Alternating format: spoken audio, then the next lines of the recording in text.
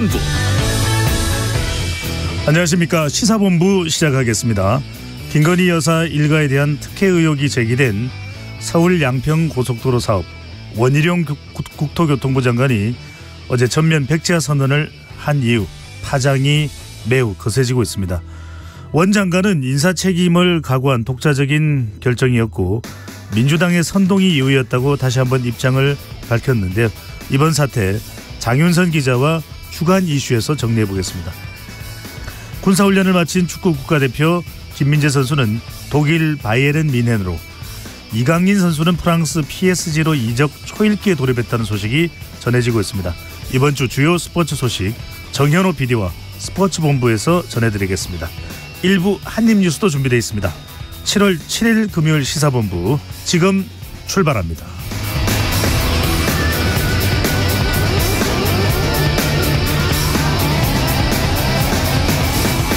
일부 마지막에 듣는 노래 디저트송 신청도 기다립니다. 오늘 듣고 싶은 노래 있으시면 문자 샵 9730으로 자유롭게 보내주시고요.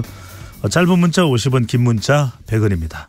선정되신 분께는 치킨 등 간식 쿠폰 보내드리니까 이번 주 청취율 조사 기간에서 많이 보내드리겠습니다.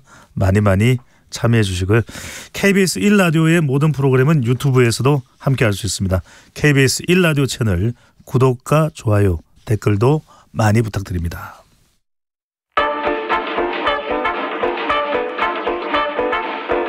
배종찬의 시사본부 한입뉴스. 오늘의 핵심 뉴스 한입에 정리하는 한입뉴스 시작합니다.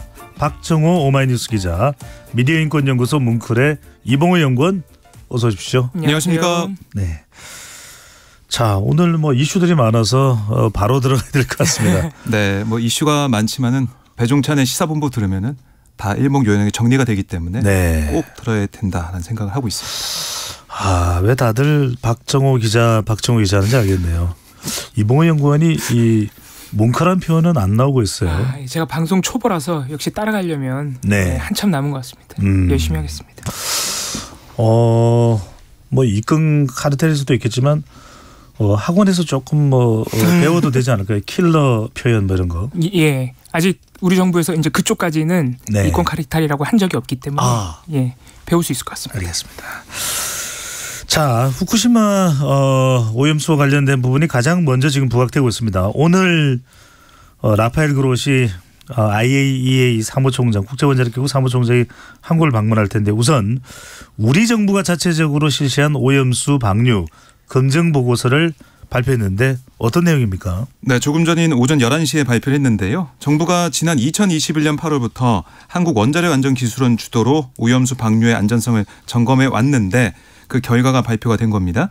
도쿄전력 오염수 처리 계획이 계획대로 지켜진다면 배출 기준과 목표치에 적합하다. 국제원자력기구 IAEA 등 국제 기준에 부합한다. 이런 내용으로 정리할 수가 있겠습니다. 그러니까 이런 검토 의견 내놓으면서 어쨌든 지금 일본의 계획을 보면 방사성 물질의 농도, 총 농도가 해양 배출 기준을 충족한다. 또 삼중수소의 경우에는 더 낮은 수준의 목표치를 달성했다. 이런 건데요. 다만 이게 도쿄전력의 처리 계획이 계획대로 준수된다면 이런 전제를 단 거예요. 네. 그러니까 정말로 일본이 계획대로 할 건지 이건 계속 지켜봐야 될 부분이고 우리 정부도 우리 검토팀이 여러 가지 이 다방면에 계속해서 주시를 하면서 계획대로 진행이 되는지 최종적인 방출 계획이 어떻게 나오는지 이것도 지켜보겠다고 했거든요. 그래서 우선은 8월 중으로 예상되는 일본의 그 방류 계획이 어떻게 최종적으로 나오느냐 여기에 따라 정부의 또 평가가 있을 것 같습니다. 네. 그러니까 IAEA가 발표한 그 보고서 결과와 어떻게 보면 좀 비슷한 대동소이한 그런 결과 발표로 볼 수도 있겠습니다. 그러니까 우리 보고서 내용은 일본이 정화한다고 한 그 계획대로 된다면 그 부분은 좀 믿을 수가 있겠다. 그렇습니다. 이런 말이라고 봐야 되겠죠? 네. 계획대로 된다면 이런 단서가 붙어 있습니다. 오늘 우리 보고서가 일본이 말하는 계획을 검증한 것이기 때문에 앞으로 지속적인 모니터링을 하겠다. 이런 약속도 오늘 발표에서 좀 돋보이는 부분입니다. 그렇군요. 일본이 말한 약속대로 지키느냐 안 지키느냐. 그렇습니다. 이게 우선 1차적 기준이 될 텐데 자, 오늘 무엇보다도 가장 크게 주목받는 인물은 라파엘 그로시 IAEA 사무총장의 방한입니다. 자, 일단 방한하면 대체적으로 일정들은 어떻게 되는 겁니까? 일단 오늘 방한을 해서 9일까지 머물게 되고요. 가장 중요한 것은 이 국제원자력기구의 종합보고서 내용을 우리 한국 정부에게도 설명하는 일정이 가장 중요하겠죠. 내일 유국희 원자력안전위원장과 면담하면서 아마 이 국제원자력기구의 보고서를 설명할 것으로 보이고요. 아마 이 자리에서는 오늘 우리 정부가 발표한 우리 측의 검토 보고서에 대한 의견 교환도 있을 것으로 보입니다. 네. 이후에는 박진 외교부 장관도 만나게 되어 있는데 이 자리에서는 한국과 국제원자력기구 간의 협력 방안 여러 가지를 논의할 것으로 보이는데 여기서도 어떤 내용이 나올지 한번 두고 봐야 될 것 같고요. 주목할 점은 이 그로시 사무총장이 4일 일본에서 이 종합보고서를 발표할 때 그날 일본 어민들을 만났어요. 그러니까 사실 일본 정부도 지금 어민들을 설득을 열심히 하고 있는데 이 국제원자력기구의 사무총장도 방류에 반발하는 기운이 있는 그렇죠. 기류가 감지되는 일본 어민을 만나고 어떤 내용들이 오고 갔습니까? 그렇습니다. 당시에? 국제원자력기구 사무총장이 직접 사실 어민들을 이제 설득하는 모양새가 된 것인데 보고서에 나온 그대로 계획대로 지금 계획상으로 그리고 절차와 기술에서 문제가 없기 때문에 계획대로 방류를 한다면 안전하다고 다시 한번 강조를 했는데 사실 이 자리에서 일본 어민들이 다시 한번 이 반대 입장을 표명을 했어요. 그래서 그런 장면이 나왔는데 과연 우리 정부와의 만남에서는 그런 장면이 나올 것이냐 아마 일본 어민들처럼 명식으로 반대하는 입장이 나오기는 거의 어려울 것이다. 일단 이렇게 보는 부분인데 아까도 말씀드렸지만은 우리 정부가 오늘 보고서 발표하면서 그래도 지금까지 보여왔던 입장과 사뭇 다른 점이 조금 다른 점이 어쨌든 우리는 일본의 계획이 일본이 준 계획을 검증한 것이고 그 계획대로 하면 안전하다는 것이기 때문에 모니터를 계속 하겠다는 입장이 나오지 않았습니까? 이 국제원자력기구 사무총장과의 만남에서는 그 이상의 문제 제기가 나올 수 있을지 왜냐하면 보고서에 대해서 여러 가지 문제점이 제기되잖아요. 예를 들어서 이 보고서를 사용해서 나타나는 문제점에 대해서 뭐 책임지지 않겠다거나 일본 측의 자료를 우리가 점검했다는 명시적인 언급들도 보고서에 있었기 때문에 그런 점들도 제기를 할 수 있을지 두고 봐야겠고 오늘 또 그로시 총장의 외신 인터뷰도 주목을 해봐야 됩니다. 네. 그 로이터 통신과의 인터뷰에서 종합보고서 평가에 참여한 일부 국제 전문가 중에서는 방류가 안전하다는 결론에 대해서 우려를 표명한 걸 사실상 시인을 했습니다. 전문가들 사이에서 4일 발표된 종합보고서에 그 결론에 대해서 의견 불일치가 혹시 있었느냐는 질문에 대해서 그로시 총장이 그것을 들었다.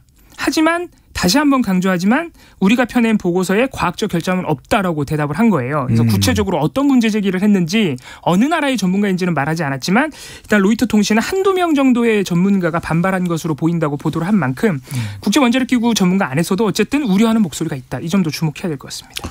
박성희 전 뭐 추가적으로 그로시 총장 방한 관련한 이야기가 있을까요? 그러니까 그로시 사무총장이 왔을 때 기자회견이나 아니면은 뭐 어떤 우리 국민들의 불안한 마음을 또 돌리기 위한 여러 가지 일정을 소화할 걸로 예상이 되는데 물론 시간은 짧지만 그 짧은 시간에라도 여기서 우려하고 있는 특히 생태적으로 또 환경적으로 우려의 목소리를 내고 있는 시민단체나 아니면 이게 환경 전문가들 좀 만나가지고 토론하는 그리고 과연 이 IAEA 보고서가 제대로 된 생태적인 그런 검증 과정을 거친 게 맞는지 그게 그런 과정이 거치지 않았다면 왜 그런 것인지 그러니까 국민들이 궁금한 부분들이 있거든요. 거기에 대한 좀 잠깐 좀 짧은 시간만이라도 좀 질의응답 과정을 통해서 국민들이 좀 지켜봤으면 좋겠다는 생각이 혹시 듭니다. 그로시 사무총장이 더불어민주당 등 야당을 만날 가능성이 있습니까? 그런 일정은 지금 예정되지 않고 있는 상황이에요. 그래서 뭐 기자회견과 그다음에 우리 원안위 위원장 또 박진 외교장관 이 정도의 면담만 예정돼 있고 이 시간 자체가 뭐 하루 반나절 정도기 때문에 하루 반 정도기 때문에 쉽지 않지만 뭐 야당은 만나지 못한다고 하더라도 다른 이 생태학적인 환경적인 전문가들은 좀 만나는 시간이 있으면 좋지 않을까. 그게 우리 이제 원안위 위원장이나 외교장관 만나는 것보다 더 중요한 일정으로 좀 보여주면 어떨까 이런 생각이 들었습니다.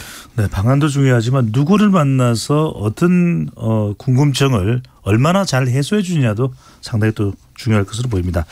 자, 지금 여야 정치권 이 이슈에 다 빠져들어갔다. 블랙홀이라고 해도 과언은 아닐 텐데 바로 서울 양평간 고속도로입니다.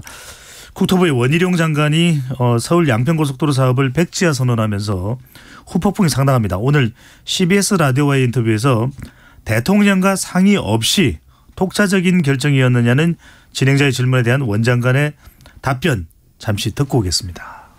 물론입니다. 제가 공약을 만든 정책본부장이기도 했고요. 예. 여기에 대해서는 지금 우리 대통령에게 흠집을 내기 위해서 그 여사님을 계속 물고 들어가는 이 민주당의 날파리 선동 프레임 아닙니까? 그럼 이 점에 대해서는 장관은 정치적 책임까지도 지는 것이고요. 만약에 이 점에 대해서 책임을 묻는다면 저는 어떤 인사권의 책임까지도 저는 다 각오를 하고 제가 고뇌 끝에 결단을 내린 겁니다. 자, 원희룡 장관 스스로 고뇌 끝에 결정을 내렸다. 대통령의 공약사항이기도 하고 예비 타당성은 기재부의 결정사항인데 정치인인 원희룡 장관입니다. 장관이 이렇게 결정을 내렸을 수 있나요? 아니면 대통령실이나 대통령의 전혀 어떤 상의 없이 단독 결정인가요? 그러니까 지금 원희룡 장관 본인이 밝히듯이 독자적 결정이라는 점은 원희룡 장관이 그 누구의 교감도 없이 혼자서 결정했다는 의미를 일단 받아들여야겠죠. 네. 근데 이게 거의 사업 규모가 2조 원 가량 됩니다. 그리고 만약에 진짜로 지금 백지화를 해버린다 그러면은 매몰 비용이 한 10억 정도 된다 그러니까 사실 이 정도 규모의 사업을 장관 혼자 폐지를 결정했다? 굉장히 이례적인 일은 맞죠. 네.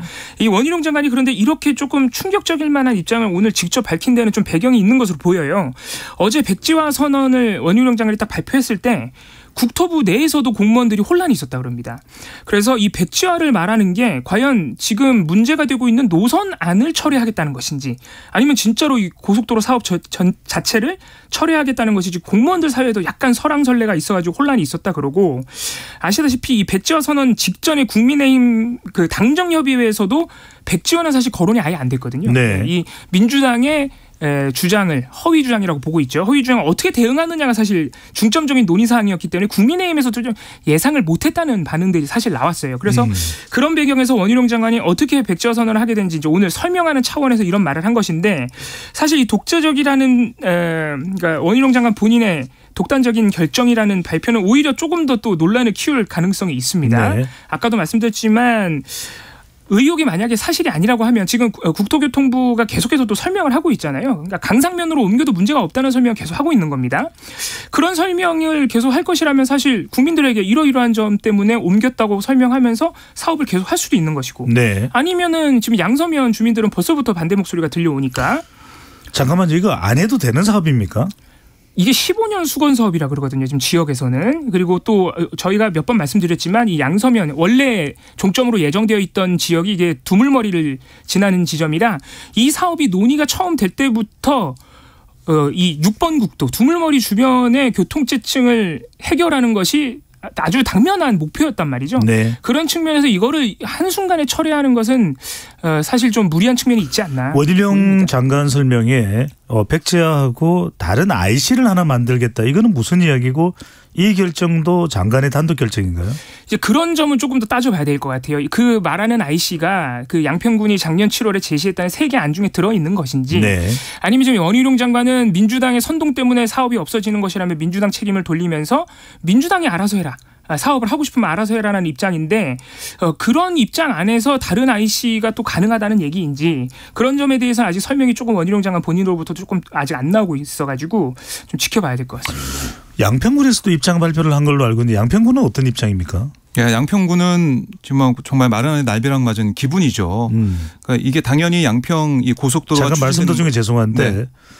양평 군수가 마른 하늘의 날벼락으로 의한 것은 적어도 국토부하고는 상의가 안 된 거네요. 그렇습니다. 네. 그러니까 어제 오후에 긴급 기자회견 열면서 아니 이게 백지화에 대한 비판을 했어요. 이게 정말 군수 입장도 그렇지만 국민들의 수건 사업이기 때문에 이걸 어떻게 백지화할 수가 있냐. 당연히 2031년에 고속도로가 개통되는 걸 알고 있는 상황이었고 이게 이제 강남 송파까지 한 15분 20분이면 가는 획기적인 교통 이 재증을 이거 바꾸는 그렇죠. 그런 도로 사업인데 왜 이걸 백지화하냐라는 비판이 있었고요.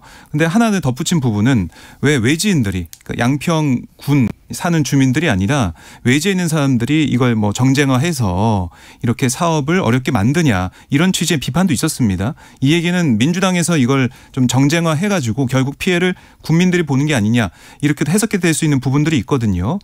어쨌든 양평군의 입장은 어떤 안이든 이 국민들과 토론을 통해서 고속도로 사업은 계속 추진해야 된다 이렇게 볼 수가 있겠습니다. 국토부와는 엇갈리는군요. 자, 출발점이 이 하남이고 이름은 서울 양평간 고속도로지만 양평도 경기도 양평입니다. 김동연 경기지사가 입장을 또 내놨네요. 그렇습니다. 김동연 경기지사가 어제 페이스북을 통해서 아주 강력하게 원희룡 장관을 비판을 했습니다. 네. 야당 핑계를 대면서 한순간에 사업 백지화를 결정하는 의사결정 구조가 개탄스럽다고 밝히면서 가짜뉴스라고 생각하면 가짜가 아님을 설명을 하고 원래대로 추진을 하면 되지 백지화를 하는 이유가 뭐냐. 앞으로 가짜뉴스 의혹이 제기되면 정부 정책을 모두 백지화할 것이냐라고 반문을 했고요. 네. 제가 아까 말씀드렸듯이 이 사업의 목표에 대해서 다시 한번 강조를 했습니다. 교통 혼잡이 심한 국도 6호선과 수도권 제1 순환망 등 양평 지역 교통량을 분산하기 위해서 꼭 필요한 사업이다. 양평 군민의 절실함과 지역 사정도 모르는 장관의 한마디 때문에 7년간 진행된 사업이 자초될 위기에 처했다. 어처구니가 없다라고 비판을 했습니다. 김덕현 지사의 지금 반응을 보면은 원희룡 장관이 경기도에 놓이는 고속도로인데 경기지사와도 상의는 별도로 없었다는 말인 그렇죠. 거죠. 전혀 없었다는 얘기죠. 그러면 철저하게 원희룡 지사, 원희룡 장관 혼자 고민하고 최종 결정을 내렸다. 최종 결정을 단독으로 내린 것에 대해서 대통령실이나 지금 윤석열 대통령이나 여당의 뭐 반응이 있나요? 일단 어제 대통령실에서 나온 얘기를 보면 최상목 경제수석 같은 경우에는 혹시 대통령실과 교감이 있었느냐 이 백지화 결정에 대해서 기자 질문에 대해서 들은 바는 구체적으로 들은 바는 없다라고 얘기를 했어요. 그러니까 이건 있었다는 건지 없었다는 건지 교감이 정확한 대답은 아니죠. 그래서 약간 여지를 남기긴 했는데 또 어떤 얘기를 했냐면은 원희룡 장관이 야당의 이 허위 주장에 대해서 결단을 내리고 그렇게 결정한 것으로 보이는데 차후에 진행되는 상황을 지켜보자는 얘기를 또 합니다. 대통령실에서. 네. 그러니까 이게 대통령실에서는 교감 여부는 아직 잘 명확하게 대답은 안 했지만 사업의 진행 여부에 대해서는 또 어느 정도 좀 여지가 남겨진 것 아니냐 이런 예상도 좀 해볼 수 있겠습니다. 알겠습니다. 한동안 별로 이야기가 나오지 않았던 이슈인데 특갈비 이야기입니다. 법원 판결에 따라 검찰 특수활동비 자료를 받아본 시민단체가 6일 세부 내용을 자세하게 분석해서 공개를 했는데 검찰 특활비 내용 어떤 결과입니까? 네, 이게 이제 세금 도둑 잡아라 함께하는 시민행동, 뉴스타파, 또 투명사를 위한 정보공개센터가 함께 기자회견 열어서 발표한 내용인데요. 네. 행정소송 끝에 이거 자료를 받아왔어요. 검찰청 가가지고 파란 박스에 압수해갈 때 우리 보던 그 박스에 이 특활비 관련된 영수증을 받아와서 분석을 해서 처음으로 기자회견 통해서 얘기를 한 건데요. 2017년 5월부터 2019년 9월 대검과 서울중앙지검 등이 쓴 특활비 집행 실태 분석 결과입니다. 이걸 봤더니 이 전체 해당 기간 전체 특활비 292억 원 가운데 일선 검찰청 등에 매달 정기 지급된 걸로 보이는 특활비가 156억이라고 합니다. 비율로 보면 53.4%에 해당이 되는데요. 이 내역을 보니까 정기 이 지급분 가운데 일부는 65개 검찰 조직으로 나눠서 입금이 됐고 나머지는 누군지는 확인되지 않지만 법무부나 검찰에서 특정 직위를 가진 사람 15명에게 매달 입금된 걸로 파악이 됐다는 겁니다. 네. 이게 시민단체들의 주장이고요. 분석 결과고 또 이게 눈길을 끄는 부분이 2017년 12월 26일에는 전국 64개 검찰청에 4억 원 이상이 무더기로 지급이 됐는데 이게 이제 13월에 보너스식으로 지급한 거 아니냐. 그러니까 남은 돈을 이 연말에 그냥 나눠준 게 아니냐 이런 얘기를 한 거예요. 그러니까 12월 26일에 갑자기 사건 수사에 필요해서 돈이 배분됐을 리가 만무하지 않냐. 그래서 결국 연말에 돈 나오면 보도블록 막 바꾸듯이 지자체에서 그런 식으로 준 거 아니냐. 그러니까 국민들의 세금이 좀 허투루 쓰인 게 아니냐. 이렇게 얘기를 하고 있는 거고요. 그러니까 어디로 전달됐는지는 이 자료를 통해서 규명이 되는데 그것이 어떻게 쓰여졌는지는 또 알 수가 없네요. 그렇습니다. 알겠습니다. 그리고 이 292억 가운데 정기 지급분 제외한 나머지 136억 이건 최종적으로 검찰총장에게 지급됐다. 그러니까 이에서 수시 집행분이라고 분류가 됐는데 한 번에 5천만 원에서 최대 1억 5천만 원 거액이 지급이 된 걸로 나타났는데 이걸 증빙한 서류는 현금 수령증 한 장이 전부다라는 게 이 단체들의 설명입니다. 알겠습니다. 자, 한입뉴스 교통상황 알아보고 이어가겠습니다. 이승미 리포터. 네, 이 시각 교통 상황입니다. 상주 영천고속도로 영천 방향으로 블로터널 부근 산사태로 인한 도로 복구 작업으로 오늘도 도계나들목에서 군위분기점까지 전차로 차단되고 있습니다. 반대 상주 방향으로도 이 복구 작업으로 블로터널 부근 1차로가 차단되고 있어서 이 효령터널 전부터 블로터널 쪽으로 5km 구간 밀리고 있습니다. 남해고속도로는 부산 방향으로 함안 2터널 1차로에서 화물차 관련 사고가 발생했습니다. 7원 분기점부터 함안 2터널까지 정체되고요. 영동고속도로 강릉 방향으로는 반월터널 부근과 용인 휴게소에서 양지터널 사이 정체되고요. 이후 호법에서 여주 휴게소까지 10km 구간 작업 여파로 막힙니다. 진부에서도 3km 구간 작업 여파로 밀리고요. 서울 양양고속도로 양양 방향으로는 남양주 요금소에서 화도 부근까지 속도 떨어집니다. KBS 교통정보센터였습니다.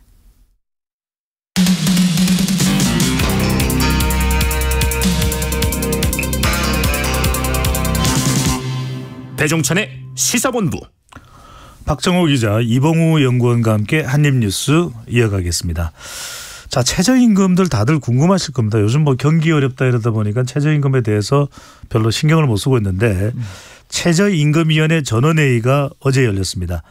노동계와 경영계의 2차 수정안이 나왔는데 어떤 내용입니까? 네, 11차 전원회의가 어제 열렸습니다. 그러니까 지난번에 열렸던 10차 회의에서 노동계와 경영계가 1차 수정안으로 제시한 금액이 있었어요. 그러니까 이 노동계 근로자위원 쪽은 12,130원 그리고 경영계 쪽은 9,650원 이렇게 제출했는데 어제는 2차 수정안이 제출된 거 아니겠습니까? 네. 또 이제 조정이 있었습니다. 최초 요구안보다 노동계가 80원 내리는 안을 내놨고 경영계는 30원 올리는 그러니까 이게 이제 최초 요구안에 대한 것이고요. 어제 2차 수정안을 보면 근로자위원회는 지난 회의 때 제시한 1차 수정안 12,130원보다 130원 낮춘 12,000원. 그리고 이 경영계 쪽에서는 이 맨 처음에 얘기했던 9,650원에서 50원을 올려서 9,700원 이렇게 올렸는데 뭐 여전히 차이가 큽니다. 그래서 이게 어떻게 하면 노사가 합의할 수 있는 금액까지 갈 수 있을까라는 생각이 들 수밖에 없는데요. 근로자위원들은 아니 최근 2년 연속 최저임금 인상률 이거 공익위원들이 만든 이른바 이제 국민 경제 생산성 상승률 이거 산식에 따라 결정되지 않냐. 근데 이 산식을 보면 이게 시장 실패 교정 부분 또 소득 분배 개선 같은 최저임금제 핵심 기능을 배제하고 만든 산식이다. 그러니까 그러면 경제 성장률, 소비자 물가 상승률, 뭐 취업자 증가율 거기서 빼고 뭐 이렇게 산식이 있거든요. 근데 제대로 소득 분배 과정 이 개선도 반영이 안 돼서 이거는 좀 받아들일 수 없다 이런 얘기 해왔어요. 이대로 가면 안 된다라고 얘기하면서 지금 너무나 이제 어렵게 살고 있는 노동자들을 위한 최저임금 상승이 필요하다라는 얘기를 하고 있는 것이고요. 반면에 경영계 입장은 뭐냐면 최저임금 인상하면 고용 감소 이어질 수 있다. 오히려 노동자들이 손해볼 수 있다 이런 얘기를 하고 있어요. 뭐 늘상 나오는 이야기인 거죠. 그렇습니다. 뭐 여성 고령층과 같이 상대적으로 취약한 계층에 대한 고용 축소라는 결과로 이어질 수밖에 없기 때문에 지나친 임금 인상, 최저임금 인상은 안 된다 이렇게 맞서고 있는 상황입니다. 이봉호 연구원 타결될 수 있습니까? 이게 항상 타결은 돼 왔습니다. 이게 법정 시한은 거의 안 넘긴 적이 없고요. 이번에도 법정 시한은 6월 29일로 넘겼죠. 네. 하지만 법적으로 최저임금 고시 법정 시한이 8월 5일이기 때문에 보통 아무리 늦어도 7월 말까지는 이 공익위원이 중재를 해서 아까 박정호 기자님 말씀하신 노동계에서는 이게 평균의 함정에 빠져서 하층 노동자들의 생계를 보장 못한다고 하는 계산식들. 최근 2년에 그 계산식으로 어쨌든 공익위원들이 중지치를 내가지고 7월 말까지는 항상 의결을 한 다음에 고용노동부 장관에 통보를 하고 네. 장관이 발표를 했었죠. 이번에도 아마 비슷한 절차를 거쳐서 8월 5일에는 어쨌든 고시는 되지 않겠느냐 하는 부분인데 한 가지 지금 노동계에서 굉장히 민감하게 반응하고 있는 부분이 최근에 한 언론사를 통해서 정부 관계자가 최저임금이 10,000원을 넘지 않을 것이다. 9,800원 정도에서 결정될 것이라고 말했다는 보도를 해버렸어요. 약간 뭐 좀 미리 가이드라인을 될 수 있다는 부분이죠. 네. 그러니까 이게 정부에서 물론 이제 익명 인용 보도기 때문에 어떻게 확실하다고 볼 수는 없겠지만 노동계에서는 이게 정부에서 이 공익위원들에게 어쨌든 공익위원 안대로 가는 경우가 많으니까 네. 압박을 주기 위해서 10,000원을 안 넘기려고 그런 보도를 흘린 것 아니냐고 지금 굉장히 강하게 반발하고 있기 때문에 이 부분에서 과연 공익위원들이 어떻게 반응을 할지 만약에 기존의 계산식대로 하면 이번에도 10,000원이 넘습니다. 공익위원은 그렇습니다. 노동계와 경영계의 상당히 중간에 서 있는 분들이라고 볼 볼 수 있나요? 그렇습니다. 전문가 이제 집단이라고 봐야겠죠. 근데 그동안의 계산식대로 하면 10,000원이 넘게 되는데 과연 이 가이드라인 논란까지 나온 네. 상황에서 공익위원들이 어떤 계산식을 낼지 주목해야 될 부분입니다. 자, 과연 뭐 일각에서 흘러나오는 이야기대로 9,800원이 될지 아니면 이번에는 10,000원을 넘기는 결정이 내려질지 지켜보겠습니다. 자, 중국으로 가봅니다. 자, 중국에 도착한 제닛 옐런 미국 재무장관입니다. 이전에는 미국 연준 의장도 역임을 했었고요. 자, 중국에 도착해서 이 옐런 장관이 한 발언이 오해를 피하고 중국과 소통하겠다 이렇게 말을 했네요. 네, 어제 이제 오후에 중국에 도착을 해서 SNS를 통해서 글을 남긴 게 지금 보도가 되고 있는데요. 중국 당국자들과 기업 경영자들을 만나러 베이징에 오게 돼서 기쁘다. 중국과의 소통을 강조하면서 이런 얘기를 했어요. 그래서 이게 계속 이어지고 있는 겁니다. 미국과 중국 간의 해빙 무드가 계속 되고 있다 이렇게 볼 수가 있는데 지난해 11월 정상회담 또 지난달 외교장관 간 대화에 이어서 이 재무장관 옐런 장관까지 들어간 거 아니겠습니까? 결국에는 미국과 중국이 각자 이제 국익에 따라서 경제적 이슈에 따라서 미국도 마찬가지로 물가 상승 이런 거에 중국 공산품이나 중국 물품이 안 들어오면은 물가 상승 억제를 제대로 할 수 없는 상황도 있거든요. 첨단 분야에서는 미국과 중국의 반도체나 이런 데에 대해서는 서로 으르렁대고 있지만 미국 입장에서는 중국의 물건이 필요한 것이고 중국 입장에서도 이 경기를 끌어올리려면 수출이 잘 돼야 되는데 또 미국이 필요하단 말이죠. 미국을 포함한 서방 사회와 어떻게 소통할 것이냐 이게 중국의 하나의 또 과제로 볼 수가 있기 때문에 서로 윈윈하는 차원에서 교류가 확대되는 게 아니냐 이런 생각이 들어요. 그래서 오늘부터 뭐 중국 경제 관련 고위 인사들을 옐런 장관이 만나고 또 시진핑 주석도 만날 수 있다 이런 얘기가 나오고 있습니다. 지난번에 블링컨 국무장관이 만났지 않습니까? 간신히 만났죠. 간신히 만나서 뭐 앉아있는 위치 뭐 이런 것도 네. 좀 사람들이 많이 주목하기도 했었는데 이게 과연 시진핑 주석을 만나서 어떤 얘기를 할 수 있을 것이냐 여기도 주목이 되고 있는 상황입니다. 시사하는 바는 미국과 중국이 그렇게 어르렁거려도 또 한쪽으로는 또 손을 잡고 서로 간에 실익을 챙기고 있다 이렇게 본다면 미국과 일본이 다 그런 모습인데 우리에게 시사하는 바가 적지 않겠네요. 그렇습니다. 지금 이 옐런 미 재무장관은 물론이고 일본에서도 이 경제 민간 대표단을 지금 중국에 보내서 네. 이 경제 교류에 대한 서로의 투자를 할 수 있다, 확대할 수 있다는 얘기를 중국과 지금 나누고 있거든요. 그러니까 이런 측면에서 볼 때 사실 미국이 주도하는 이 공급망 배제, 중국을 공급망에서 배제하는 특히 반도체와 배터리 분야에서 이런 조치들은 사실 계속되고 있습니다. 그리고 최근에 중국은 이에 맞서가지고 중국이 강점을 가지고 있는 이 갈륨과 같은 반도체에 들어가는 핵심 원료 여기서 또 수출 통제를 하겠다고 선언을 했어요. 그래서 서로 간에 이런 경제 분야에서의 갈등은 굉장히 극단으로 치닫고 있는데 어쨌든 물밑에서는 미국이나 일본이나 모두 중국과 대화를 하고 있다. 이런 부분에서 그러면은 실질적인 목표는 무엇이냐? 사실 미국과 일본이 동시에 중국과 갈등이 굉장히 위험하다고 여겨지는 부분은 안보 쪽이거든요. 남중국해나 이 대만 해협 문제에 있어서는 군사적 충돌이 발생할 수 있기 때문에 네. 경제적 부분에서는 서로 간에 좀 으르렁대는 모습을 보이더라도 최소한 군사적인 위험만큼은 막아보자는 그런 목적이 있는 것 아니냐. 이런 대화를 하다 보면은 거의 지금 디커플링이라는 얘기까지 나올 정도로 갈라지고 있는 경제 분야에서도 어쨌든 다른 나라에 피해가 가지 않도록 좀 협상이 나올 수 있지 않느냐 이런 분위기가 형성되는 것인데 사실 지금 우리나라만 좀 그런 분위기에서 완전히 배제되어 있는 상황이죠. 우리 실익을 챙기기 위해서는 중국과의 관계를 좀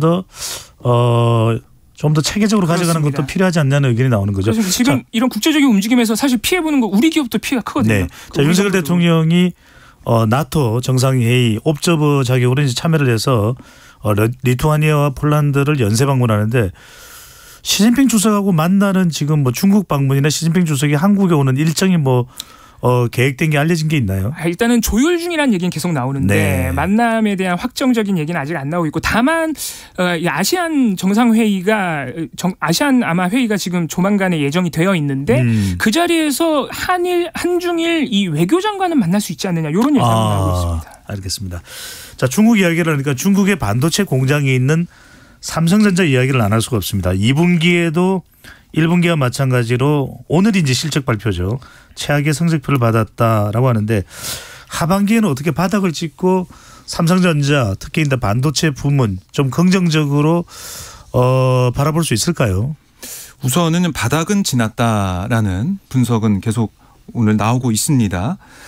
이 2분기도 어떻게 보면 영업이익이 지난해 같은 기간보다 급감을 해가지고 95.7% 감소해서 영업이익이 6천억이다라는 2분기 잠정 영업이익이 발표가 됐지만 그래도 하반기는 상반기보다 나을 것이다 이런 얘기는 하고 있습니다. 왜냐하면은 지난 4월에 삼성전자가 감산을 선언했어요. 이게 이제 3분기에 반영이 될 거고 왜냐하면 메모리 반도체 재고가 소모가 될 거니까 네. 또 가격도 이제 떨어질 만큼 떨어졌다 이런 얘기가 나오고 있기 때문에 반등하는 포인트는 될 것 같아요. 그럼에도 불구하고 계속해서 미중 간의 뭐 협력, 화해 무드는 해빙 무드는 있다고 하지만은 반도체 분야에 있어서는 그리고 이 워낙 첨단 산업에 있어서는 중국을 이제 배제하는 쪽으로 가는 움직임은 계속 이어지고 있거든요. 미국이 중국을요. 그렇습니다. 그 가운데 우리 특히 반도체를 주요 먹거리로 하고 있는 우리 기업들 삼성전자 포함해서 SK 하이닉스 같은 경우는 이 고래 싸움에 새우등 터지는 이런 분위기 속에서 이거 좀 어떻게 하면 잘 헤쳐나갈 것이냐. 여기에 기업의 노력도 있어야 될 것 같고요. 정부 입장에서도 이 중국과의 외교, 지금 미국과 일본 간의 가치를 내세운 가치 외교 또 이 자유민주주의 가치 여기에 대해서 얘기를 하면서 결속이 정말 잘 됐는데 외교적인 것들 잘 되고 있는 상황에서 경제는 어떻게 할 거냐. 네. 경제적인 면에서도 중국과의 외교 문제를 좀 들여다봐야 삼성전자를 비롯한 우리 기업들의 확실한 반등이 하반기에 어느 정도까지 갈 수 있을지는 좀 가늠할 수 있을 것 같습니다. 반도체를 생각하더라도. 그래도 또 기분 좋은 소식도 있네요. 무역 수지 적자가 상당히 우려됐었는데 경상 수지가 흑자로 전환됐다고요? 그렇습니다. 한국은행이 오늘 발표한 국제수지 경상수지 잠정치에서 5월 경상수지가 2조 5천억 원 가량의 흑자로 집계가 돼서 4월에 적자였는데 한 달 만에 반등을 했는데 아까 말씀하신 대로 사실 최근까지 계속 적자였습니다. 네. 그래서 안타깝게도 올해 들어 5월까지 누적된 경상수지는 여전히 34억 4천만 달러. 적자 상태이긴 한데 일단 상품 수지가 2달 연속 흑자를 기록했다는 점은 좀 고무적으로 보이지만 여전히 수출이 문제입니다.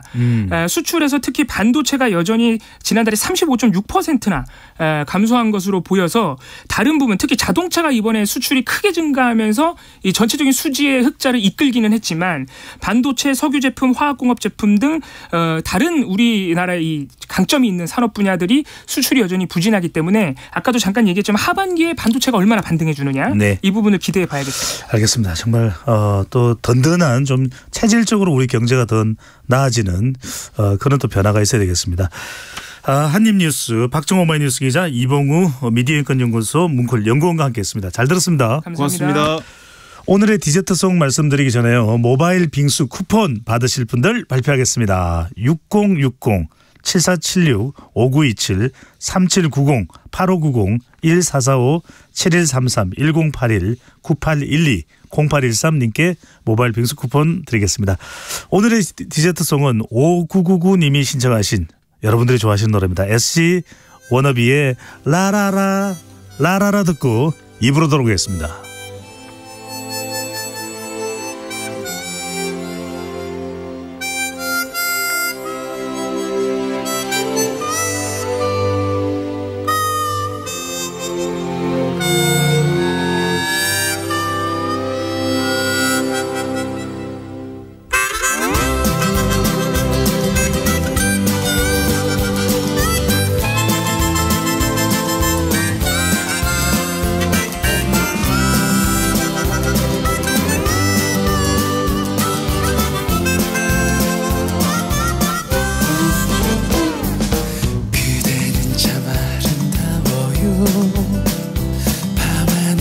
별빛보다 빛나요.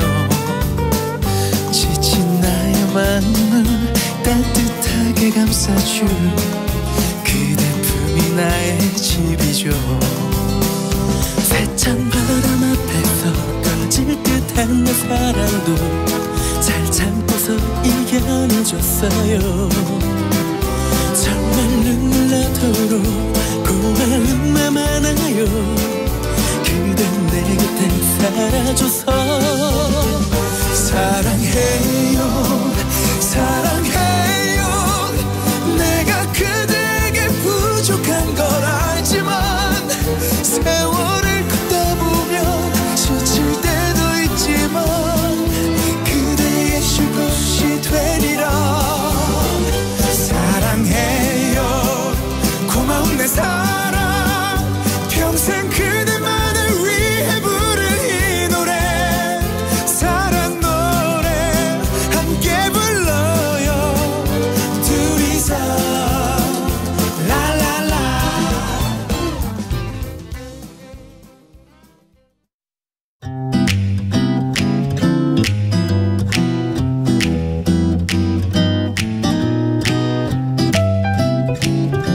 안녕하세요. 바른말 고운말입니다. KBS 1텔레비전에서 방송되고 있는 우리말 겨루기에서 나왔던 문제를 짚어보겠습니다. 오늘은 제시되는 4개의 표현 중에서 틀린 것을 찾아서 그걸 바르게 고쳤으면 됩니다. 자, 문제 드립니다. 본보기, 더벅이, 코방아, 꼽재기 중에서 틀린 것은 어느 것이고 그것을 바르게 고쳤으면 어떻게 될까요? 이 문제의 정답은 봄봄입니다. 봄봄이는 봄이라는 계절과 관련된 표현이 아니고요. 동사 보다와 관련된 것으로 눈에 보이는 겉차림새를 뜻합니다. 예를 들어 그는 봄봄이부터가 별나서 사람들의 시선을 끌고 있어. 또는 그 아이는 봄봄이와는 달리 꽤 야무지고 똑똑하구나. 이렇게 말할 수 있습니다. 두 번째 나온 더벅이는 한 군데에 무더기로 쌓이거나 덕지덕지 붙은 상태 또는 그런 물건을 뜻하고요.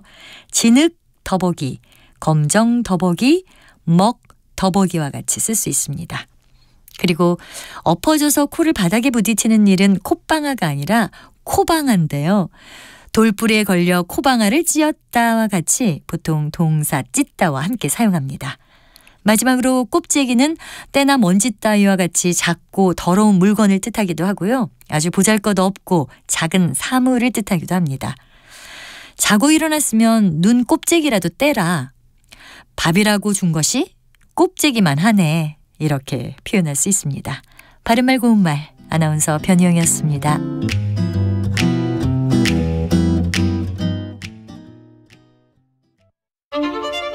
토론은 치열해도 판단은 냉정하게. 복잡한 세상을 바꾸는 첫걸음은 의외로 단순할지도 모릅니다. 평일 저녁 7시 20분 당신을 바꾸는 질문.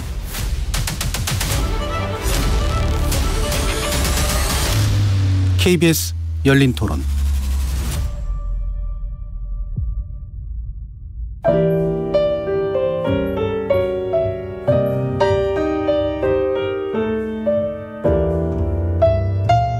내일의 품격, 김성환의 시사야에서 챙겨가세요. 하루를 마무리하는 시간 꺼내보는 당신의 지식 창고. KBS 1라디오 김성환의 시사야. 평일 밤 10시 5분 여러분을 찾아갑니다.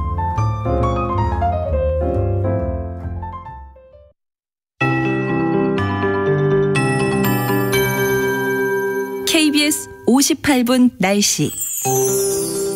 중부와 남부지방의 날씨가 대조적인 양상을 띠겠습니다. 현재 전남 남해안을 위시한 호남지방 전체적으로 호우특보 구역이 확대되고 있습니다. 12시 40분을 기해서 곡성과 구례, 군산, 전주 등의 특보가 추가로 발효됐습니다.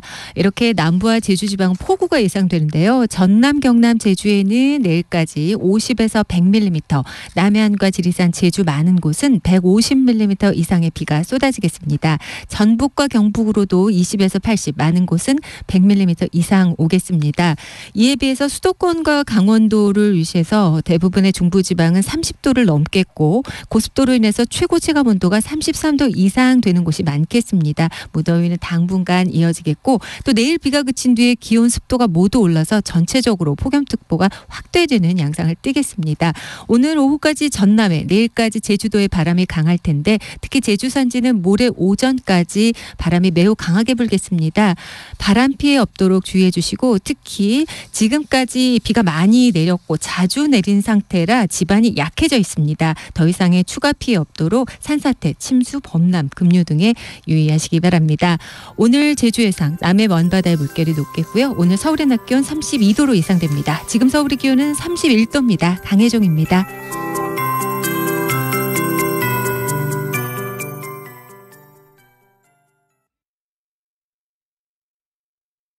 정성을 다하는 국민의 방송 KBS가 한시를 알려드립니다. AM 711kHz, FM 97.3MHz, KBS 1라디오입니다. HLKA.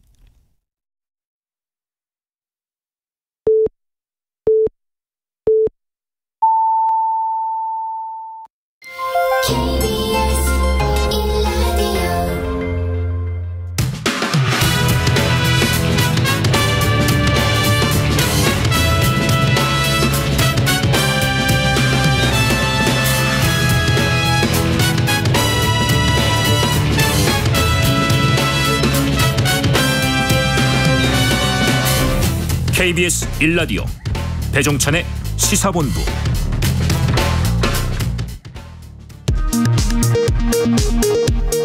이 시각 라디오 정보센터 뉴스입니다.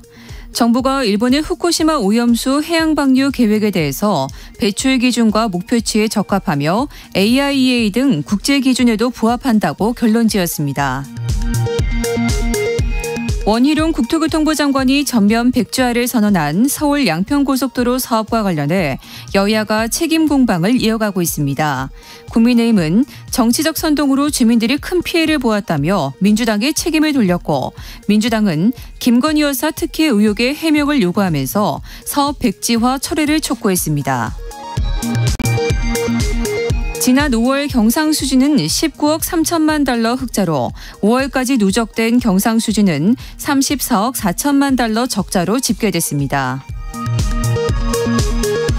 삼성전자의 2분기 영업이익은 6천억 원으로 잠정 집계됐습니다. 작년 동기 대비 95% 이상 감소한 수치로 14년 만에 가장 낮은 수준입니다.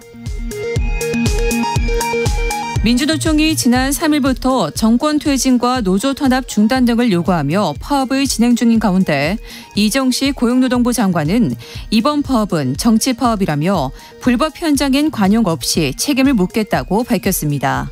지금까지 라디오 정보센터 뉴스 정한다였습니다.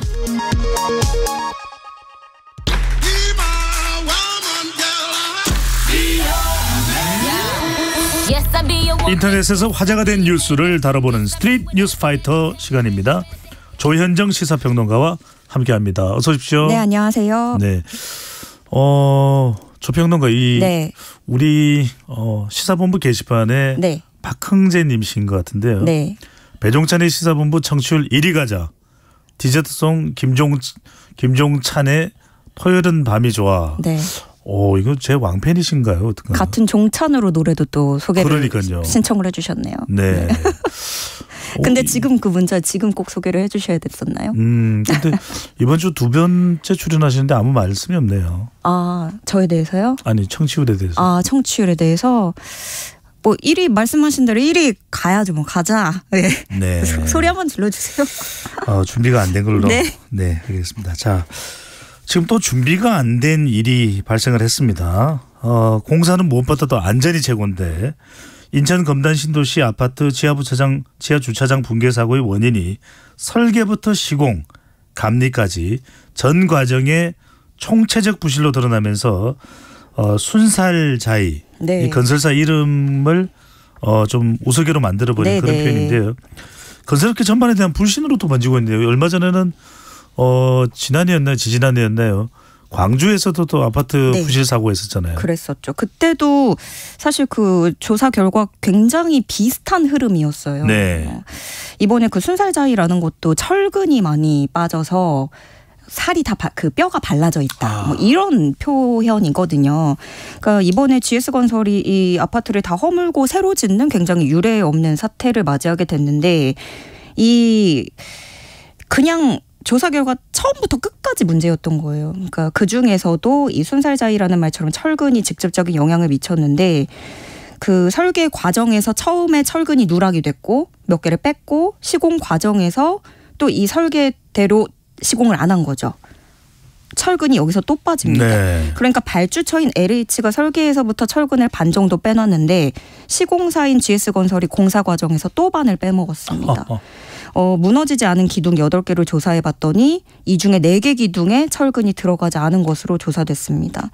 또 이것도 화정 아이파크하고 비슷한 게 콘크리트 강도도 또 기준에 미치지 못해서 기준보다 30% 낮게 측정이 됐는데, 그러면 이게 무르를 거 아니에요. 그 콘크리트 자체가. 예, 강도가 떨어지니까. 그리고 설계보다 뭐 토사를 더 많이 쌓으면서 하중이 더해진 것도 원인이다. 네. 뭐 여러 가지가 나오고 있는데, 참 얼마나 비용을 줄일 수 있는지는 몰라도 네.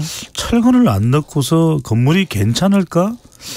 무너지지 않을까라고 생각하지 않았다라는 것도 참 너무 어처구니가 없네요. 그러니까 문제는 이게 GS만의 문제겠느냐, 여기서 끝나겠느냐 이거예요. 왜냐하면 그 전에도 이제 계속 얘기가 나왔던 거는 뭐 인터넷에서도 회자됐던 이 글인데, 2021년도 이후에 지어진 아파트를 다 피해야 된다, 조심해야 된다, 뭐 이런 경고도 나왔거든요. 근데 이때가 아시다시피 팬데믹 때문에 철근이나 레미콘 수급이 굉장히 어려웠던 시기였고 그래서 이때 많이 빠져 있을 수 있다라는 얘기고 1급 건설사가 이 정도면 다른 데는 또 볼 것도 없다라는 그런 반응도 나오고 있고요. 또 전수조사에 대한 목소리가 커져가고 있습니다. 네.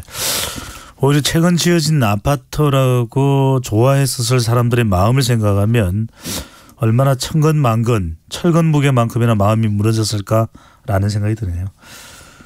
정부가 자녀 혼인 시에 결혼 자금에 한해서는 정여세 공제 한도 확대를 검토하겠다고 밝히자 찬반 의견이 팽팽히 맞서고 있습니다. 혼인율을 끌어올릴 수 있다. 금수저만 유리하다.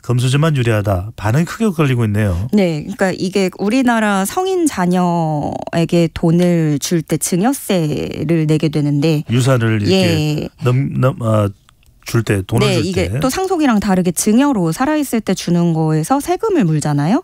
근데 이걸 공제를 해주는 게 10년 안에 5천만 원까지 줄 수 있다. 이거예요. 그러니까 뭐 자녀가 10살에서부터 20살까지 이렇게 통장에 뭐 돈 모아서 이렇게 주시는 분들도 계신데 그것도 5천만 원까지가 가능하다는 거죠. 그래서 만약에 결혼을 한다. 그럼 예비 부부가 있으면 신랑 측 신부 측 해가지고 양쪽에서 5천만 원씩 지원을 이렇게 받으면 1억 원씩 공제를 해서 여기까지 받을 수 있었습니다. 근데 이제 이거를 늘려주겠다는 거예요. 더 받을 수 있게 해주겠다. 근데 이걸 얼마나 늘리는지까지는 아직까지는 명확하게 밝혀지진 않았지만 지금으로서는 자녀의 결혼 자금에 한해서 1억 5천만 원으로 상향 조정하는 방안이 유력한 것으로 알려졌습니다. 그럼 이렇게 되면 5천만 원이었던 걸 1억 5천만 원까지 봐주는 거니까 이 세금을 다 이렇게 계산을 해봤을 때 한 1,000만 원에서 2천만 원 정도 사이 이제 그러니까 1,000만 원이라는 건 한 명 부부 양쪽으로 했을 때는 2천만 원까지 감세를 하는 효과가 나옵니다. 근데 자 그러면 기존에 양가에서 각각 5천만 원씩 받던 1억 원에 1억 5천만 원으로 상향된다는 건 두 개가 합해지는 겁니까? 그럼 3억이 되는 거죠. 1인당 1억 5천이면. 네. 근데 이 문제는 그러면 이게 결혼 장려 정책이 될 수 있을까? 아니면 부자 감세가 되는 것일까? 이 부분인데 우선 정부의 입장은 이렇습니다. 그 출생률이 워낙에 바닥이기 때문에 결혼이나 출산을 위한 인센티브를 좀 빨리 만들어야 된다라는 취지라는 거예요. 근데 여기에 또 반대하시는 분들은 당초에 결혼을 미루고 출산을 포기하는 인구들은 경제적인 이유에 부딪혀서 포기를 하는 건데 그러면 결혼은 또 있는 사람들만 할 수 있는 것이라는 게 고착화된다라는 지적인 거죠. 그래서 부모로부터 물려받을 게 없는 사람들을 위한 결혼 지원책이 필요한 거지 이런 게 필요한 게 아니다라는 지적이 있는 거고 또 그 반대로는 현실적으로 생각해야 된다. 현실론도 분명히 존재합니다. 왜냐하면 어쨌든 간 결혼할 때 어떻게든 몇 천만 원 이렇게 전세 자금이라도 조금 마련해 주려고 하는 게 현실이고 그러면 2, 3억 원 수준을 넘게 보태주는 현실이 있어도 지금 자금 흐름을 다 일일이 추적하기가 어렵다는 거예요. 왜냐하면 뭐 차용증을 쓰거나 이런 식으로 해서 뭐 부모님한테 이자를 주는 형식으로 이렇게 해서 또 돈을 받는 경우가 많기 때문에 그럼 차라리 이렇게 가면 일정 비용까지는 좀 투명하게 아예 증여로 인정을 해버리도록 하자. 뭐 이런 얘기도 있고요. 또 일각에서는 이거는 그러면 결혼하는 사람만 그렇게 혜택을 받을 수 있는 거냐. 비혼 차별이다. 이런 얘기도 있고 그럼 결혼을 주저하는 사람들이 몇 천만 원 세금 때문에 갑자기 결혼을 결정하겠느냐 이거예요. 이런 주장은. 그래서 또 저소득층에는 이게 세금 공제 혜택이라는 거는 그렇게 와닿지 않는 것이기 때문에 결국에 그럼 실효성이 그렇게 크지 않을 텐데 그것에 비해서 줄어드는 세수는 큰 게 아니냐. 뭐 이런 의견도 있고요. 그래서 일단은 기재부는 상향할 한도를 얼마까지 할 건지 그럼 결혼자금이라는 기준은 어떻게 할 건지 또 결혼자금이라는 걸 입증하기 위해서 거기에 뭐 서류 같은 것도 떼야 되니까 그런 비용이 과도하게 들진 않을지 이런 것들을 고민하고 있는 것으로 알려졌습니다. 그렇군요. 결혼을 장려하겠다는 그러니까 저출산 대책과도 맞닿아있다고 할 수 있는데 글쎄 뭐 더 파격적이면 어떨까 하는 생각도 드네요. 결혼하면 한 10년 정도 임대주택을 무상으로 제공해 주면 어떨까. 살 곳이 있으면 아무래도 좀 마음이 편할 것 같긴 한데요. 네. 자녀가 태어나면 10년도 추가해서 20년까지. 한번 발의해 보시죠. 네.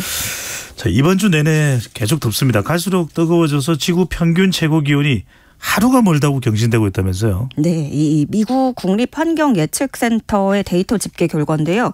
지난 4일 화요일에 지구가 가장 더웠다고 합니다. 그래요? 네, 이날 지구 평균 기온이 섭씨 17.18도.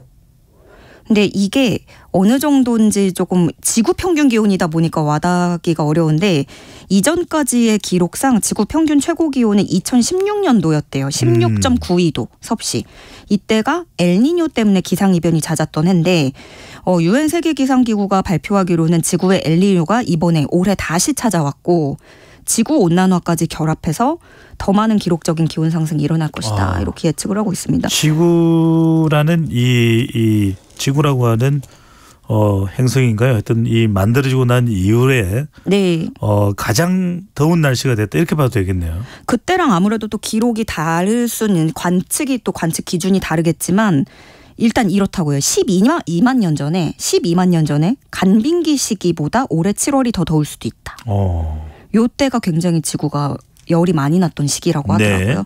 근데 이미 인도에서 올해에만 최소 44명이 폭염으로 사망을 했고 멕시코에서도 110명 이상이 목숨을 잃었습니다. 북아프리카 지역은 50도 가까운 기온이 기록되고 있다고 하는데 네. 기후 전문가들은 지금 당장 화석연료 사용을 중단하라는 신호다라고 경고하고 있습니다. 네, 하여튼 뭐 대형 기후 이변 관련한 또 준비도 우리가 어떻게 절찬 조치도 해야 될 것 같은데 뜨거워지는 지구를 식히기 위해 당장 우리가 할 수 있는 일이 뭐가 있을까 이런 생각을 해보면 편의점이나 마트에 가면 참 시원하더라고요. 네. 에어컨도 틀어져 있지만 뭐 냉장고가 있기도 하고 또 손쉽게 물건을 꺼낼 수 있게끔 상시적으로 문이 열리는 개방형 냉장고도 있는데 네. 개방형 냉장고가 아무래도 전력 유출 비용이 더 많이 든다면서요? 맞습니다. 우리가 뭐 냉동만두라든가 뭐 우유 같은 거 다 문이 계속 열려져 있는 냉장고를 쓰고 있잖아요. 그 한국소비자원과 식약처가 시중 편의점 60곳을 무작위로 조사를 했더니 네. 도어형 냉장고 그러니까 문을 열었다 닫았다 하는 냉장고 안에 식품 평균 온도는 7.7도였고요. 개방형 문이 계속 열려있는 냉장고의 식품 평균 온도는 6.9도였습니다. 그러니까 간단히 말씀드리면 문이 열려있는 냉장고 쪽에서 음식이 더 차가웠던 거예요. 근데 문이 열려있는데 어떻게 이럴 수 있지? 왜냐하면 그만큼 냉기를 세게 틀어서 유지하는 거예요. 그러니까 더 온도가 낮아지도록 강하게 그 온도를 네. 조절해놨군요. 팍팍 틀어버리고 온도도 네. 더 낮춰버리고 왜냐면 문이 계속 열려 있으니까 그만큼 유출이 되고 손실이 되잖아요. 그걸 지키려다 보니까 전기 소모량이 너무 큰 겁니다. 그럼 만약에 문이 달린 냉장고였으면 우리가 안 써도 될 전기를 그냥 계속 흘려보내고 있는 거죠. 근데 만약에 개방형 냉장고 한 대를 이 문을 달리게 바꿔놓으면 평균적인 국민 한 명이 한 달 반에서 2달 정도 쓰는 전기량을 아낄 수 있다고 합니다. 네. 냉장고 한 대를 그렇게 바꾸면. 그렇군요. 네. 전국에 뭐 편의점이 워낙 많으니까 네. 우리가 좀 사용하기는 살짝 불편할 수 있어도 그래도 개방형 완전히 노출된 게 아니라 문을 열고 닫는 것으로 하는 것이 더 낫지 않을까 네. 이런 생각도 해봅니다. 네. 자, 지금까지 스트릿 뉴스 파이터 조현정 시사평론가와 함께했습니다. 잘 들었습니다. 네, 고맙습니다.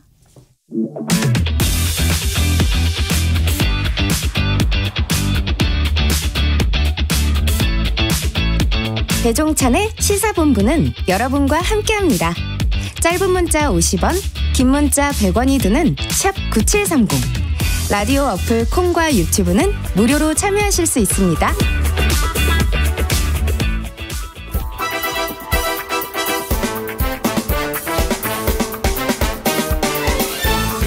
이번 한 주 어떤 소식이 가장 뜨거운 뉴스인지 한 주간의 뉴스들을 종합 정리하고 미처 못한 이야기까지 챙겨드립니다. 장윤선의 주간 이슈 장윤선 정치전문기자 나왔습니다. 어서 오십시오. 네, 안녕하세요. 네, 방금 전에 우리 스트릿 뉴스파이터 하면서 네. 지구가 생긴 이래로 가장 더운 날씨가 올해다 이런 얘기를 했는데 그래요? 장윤선 기자가 보기에는 이번 주 가장 뜨거운 뉴스, 핫 뉴스 뭡니까? 서울 양평간 고속도로. 오늘 아침에도 막 이 취재가 끝나질 않아가지고 네. 아마 뭐 모든 기자들이 그럴 것 같아요. 그리고 후쿠시마 오염수 뭐 밤샘 취재한 기자들도 있는 것 같고요. 참 대한민국은 네. 뉴스가 많습니다.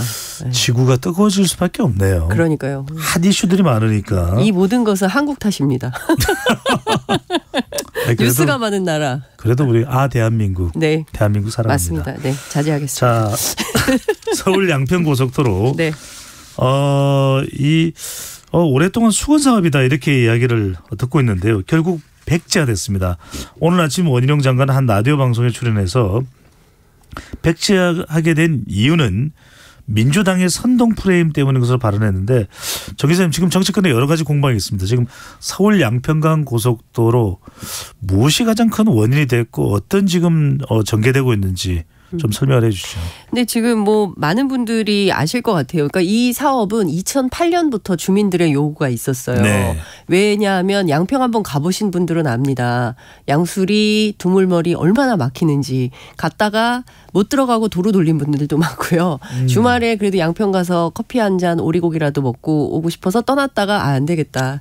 차 돌려. 뭐 이런 분들 많을 거예요. 그래서 이 만성 교통 체증 문제가 양평 주민들 입장에서는 또 서울에 혹은 또 다른 지역에 일보러 나가야 되는데 밀려드는 차량 때문에 나갈 수도 없다. 나갈 엄두도 못 낸다. 이제 이런 만성 교통 정체 문제를 어떻게 해결해야 되느냐. 새로운 도로를 뚫자. 그렇죠. 이게 2008년부터 얘기가 됐던 거예요. 실제 한번 가보신 분들은 알 거예요. 너무 막혀요. 많이 막혀요. 주말에는 특히 아주 심각할 정도로요. 그렇습니다. 네. 예. 그런데 그래서 이제 도로를 뚫어달라. 그럼 도로 안 되면 IC라도 하나 해달라. 양평 가운데에.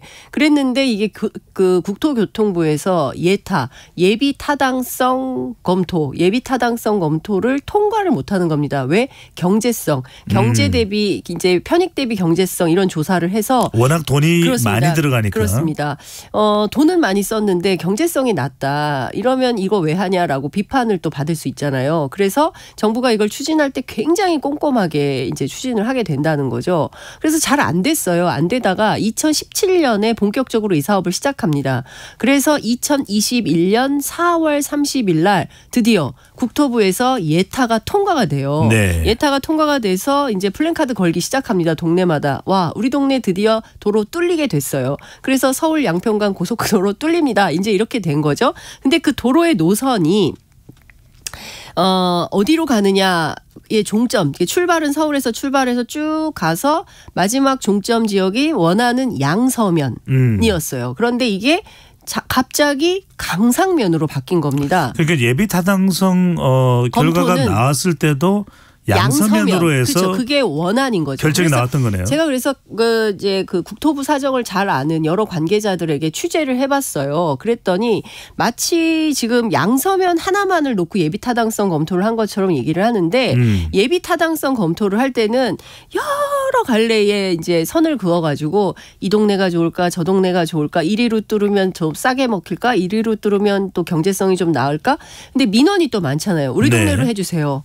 왜 우리 동네는 안 해줍니까? 또 막 민원이 있을 거 아닙니까? 이런 거 다 이제 정리정돈을 해가지고 그래 양서면이 제일 나아. 양서면으로 하자라고 결정을 한 거죠. 그런데 갑자기 이게 강상면으로 틀어버린 거예요. 왜 강상면이지? 봤더니 그 근처에 김건희 여사 가족 땅들이 있네? 왜 그런 거지? 이거에 대해서 막 궁금증을 이제 국민들이 그리고 또 언론이 문제 제기를 하니까 의혹이 불거졌죠. 그렇죠. 그러니까 어제 갑자기 원희룡 장관이 전면 백지화 하겠다. 왜냐하면 그 동네에 선산을 옮길 수도 없고 그렇기 때문에 이거 사업 자체를 안 하겠어요. 정하려면 다음 정권에서 하세요. 이제 이렇게 된 거예요. 네. 이러니까 양평 국민들은 아니 15년 동안 우리가 그토록 이 교통 문제 때문에 이거 하나 뚫어달라고 그렇게 얘기를 했고 안 되면 IC라도 해달라고 했는데 IC는 이제 그 앞서 말씀드린 예타 통과가 안 돼가지고 안 됐어서 근데 이거를 그냥 무위로 돌린다? 장관님 이건 아니죠 해서 다음 주 월요일 날 양평 군민들이 직무유기 등으로 고발을 할 걸로 보입니다. 네. 자, 차근차근 알아보겠습니다. 네. 방금 전에 말씀하셨던 대로 백지화는 이야기를 했지만 원희룡 국토부 장관이 네. 또 추진 중인 도로와 전혀 다를 게 없는 강화 IC 설치 이 이야기를 했습니다. 오늘 아침에 했죠. 네네. 예. 그러면 첫 번째는 이 강화 IC를 설치를 하면 기존 도로를 완전히 대체하는 역할을 할 수 있는 겁니까? 또 그리고 이걸 지금 장관이 발표를 하면 그대로 장관 발표대로 강화 IC 설치로 그냥 가게 되는 겁니까? 그러니까요. 그러니까 모든 것은 민주당 탓이다. 민주당 날파리 선동 프레임됩니다. 날파리가 나오는데요. 여하튼 그래서 제가 이것도 이제 취재를 해봤어요. 도대체 뭐가 문제냐, 민주당의 문제냐. 그런데 이런 거예요. 서울 양평간 고속도로를 뚫잖아요. 그러면 서울에서 출발해서 쭉 지나갑니다. 양평 그 종점 양서면까지. 원한 대로 하면 양서면, 변경한 대로 하면 강상면 이렇게 되는데요.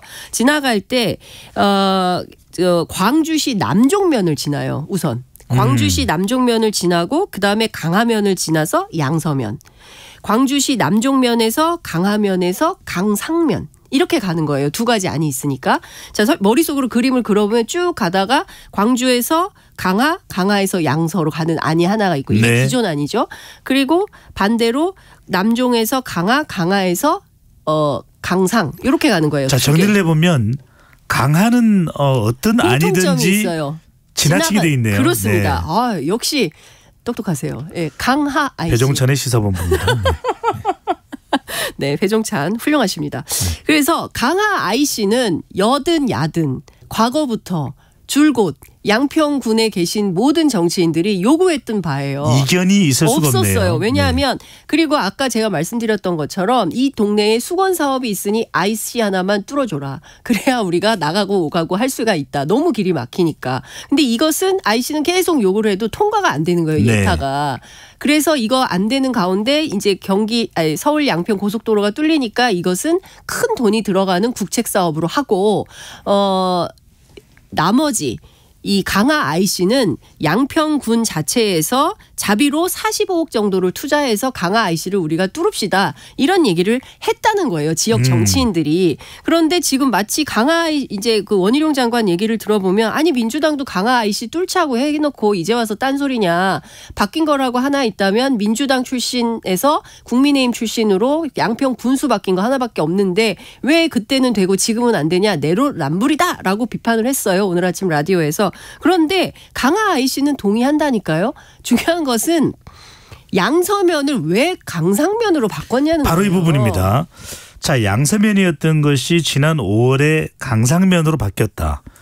그리고 원희룡 장관은 이것은 김건희 여사의 또 김건희 여사 가족들의 땅과는 전혀 상관없다. 그러면 왜 바뀌었는지 근거 있게 김건희 여사 가족과는 상관없는 그 이유로 설득을 하면 될 일이 아닙니까? 그렇죠. 바로 그 포인트입니다. 네. 그런데 이 바꾸는 과정에서 일단 주민 여론조사나 그다음에 양평군청이라든가 양평군의회 의원이라든가 이런 분들이 전혀 이 내용을 알지 못했다는 거예요. 이 결정되는 과정에서 왜 갑자기 강상? 이렇게 된 거예요. 그래서 봤더니 국토부에서 검토해달라고 하남시 그다음에 양평군 서울시에 그 요청을 한 거죠. 자료 검토를 해달라고. 그러면서 살펴보면서 양평군 거를 이제 이렇게 픽한 이런 상황이 되는 건데요.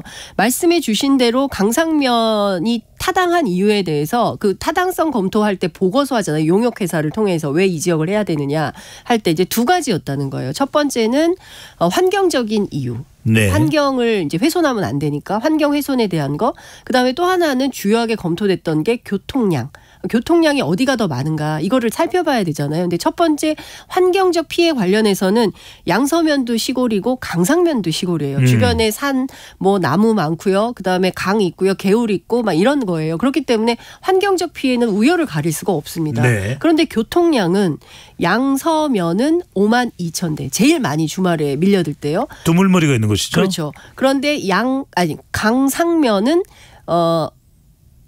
양서면이 5만 1,000대. 그다음에 강상면이 5만 2,000대. 그러니까 1,000대가 이쪽이 더 많다. 강상면이 많다는 네, 말씀이죠? 그래서 강상면으로 해야 된다라는 보고서가 나왔다는 겁니다.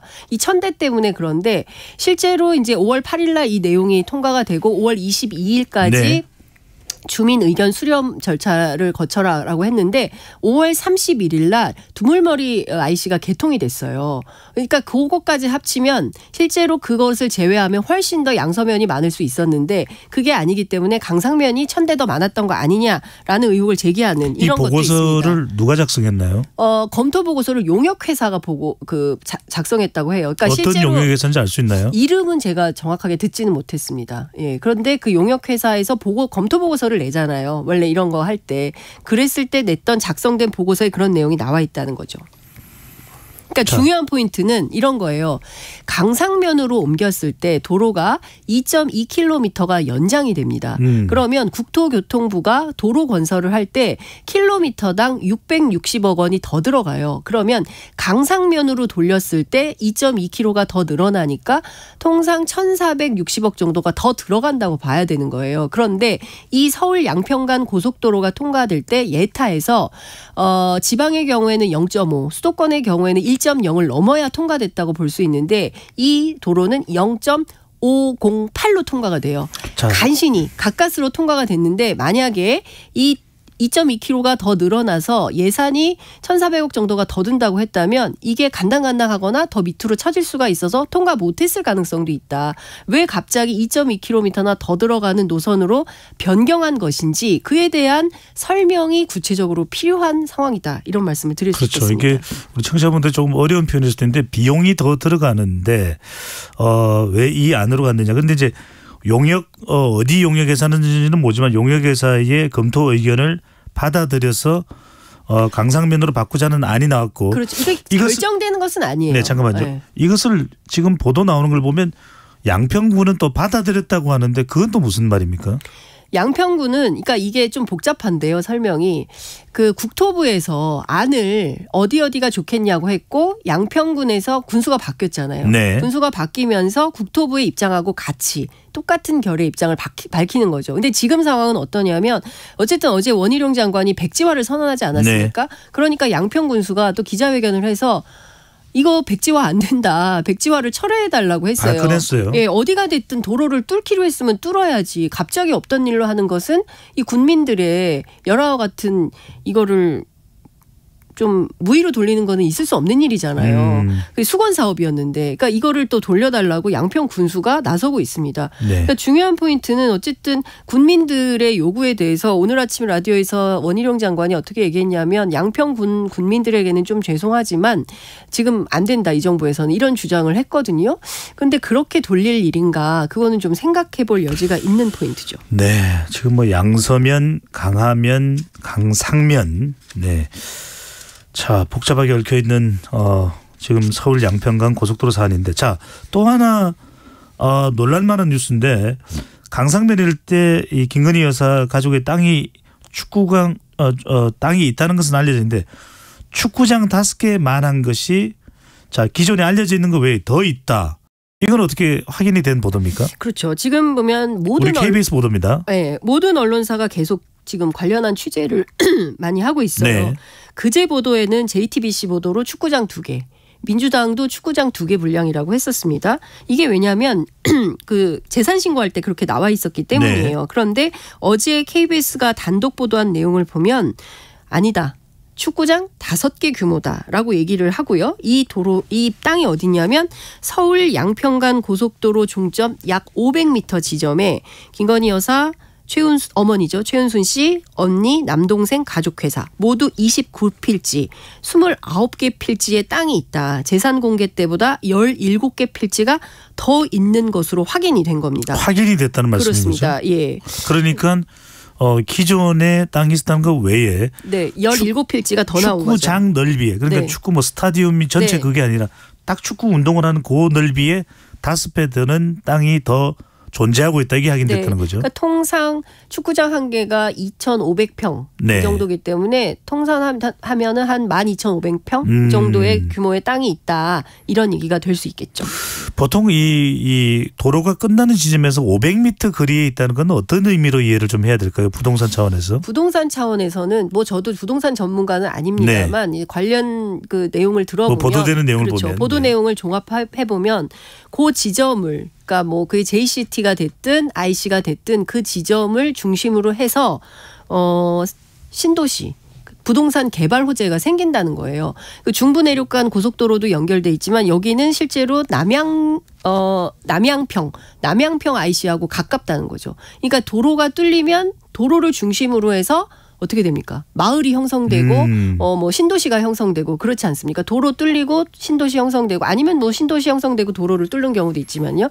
여하튼 이것은 개발과 연관지어서 생각하지 않을 수 없는 상황이고 네. 어쨌든 여기서 강상면 네. 나왔잖아요. 제가 지역 사람들에게 취재를 해보니까 벌써 땅값이 들썩들썩하고 있다라는 얘기가 나옵니다. 네.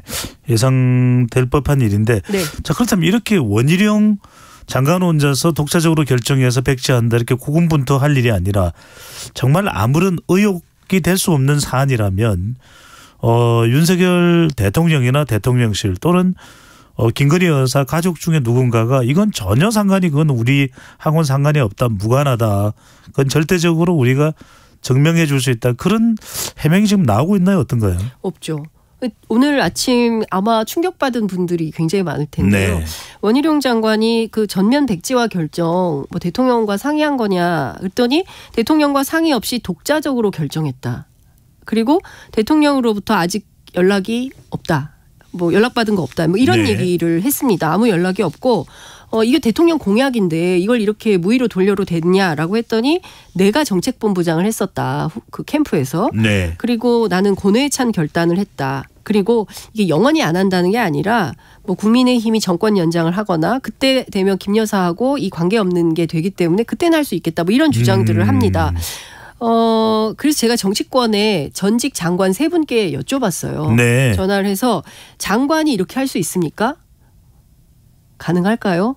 오히려 저한테 반문을 하는 분도 있었고요. 돌아온 답변은 예. 가능할까요? 네, 가능할까요? 그게 되겠습니까? 라는 겁니다. 그렇기 때문에 정말 원장관이 실세 장관이구나라는 거 대통령하고 상의하지 않고 이거를 그냥 이게요. 1조 8천억짜리 국책 사업입니다. 네. 15년간 주민들이 요구해서 결정된 사업이에요.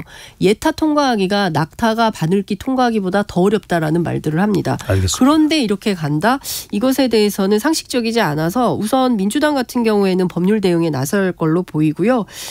관련해서 그 양평 군민들이 전 참 안타까운데 강상면은 강상면대로 그다음에 양서면은 양서면대로 군민들이 갈등하고 있다는 지역 갈등까지 생기겠네요. 예. 자, 정확하게 좀 내용을 다시 한 번 더 확인해 드리고 다음 주제로 넘어가겠습니다.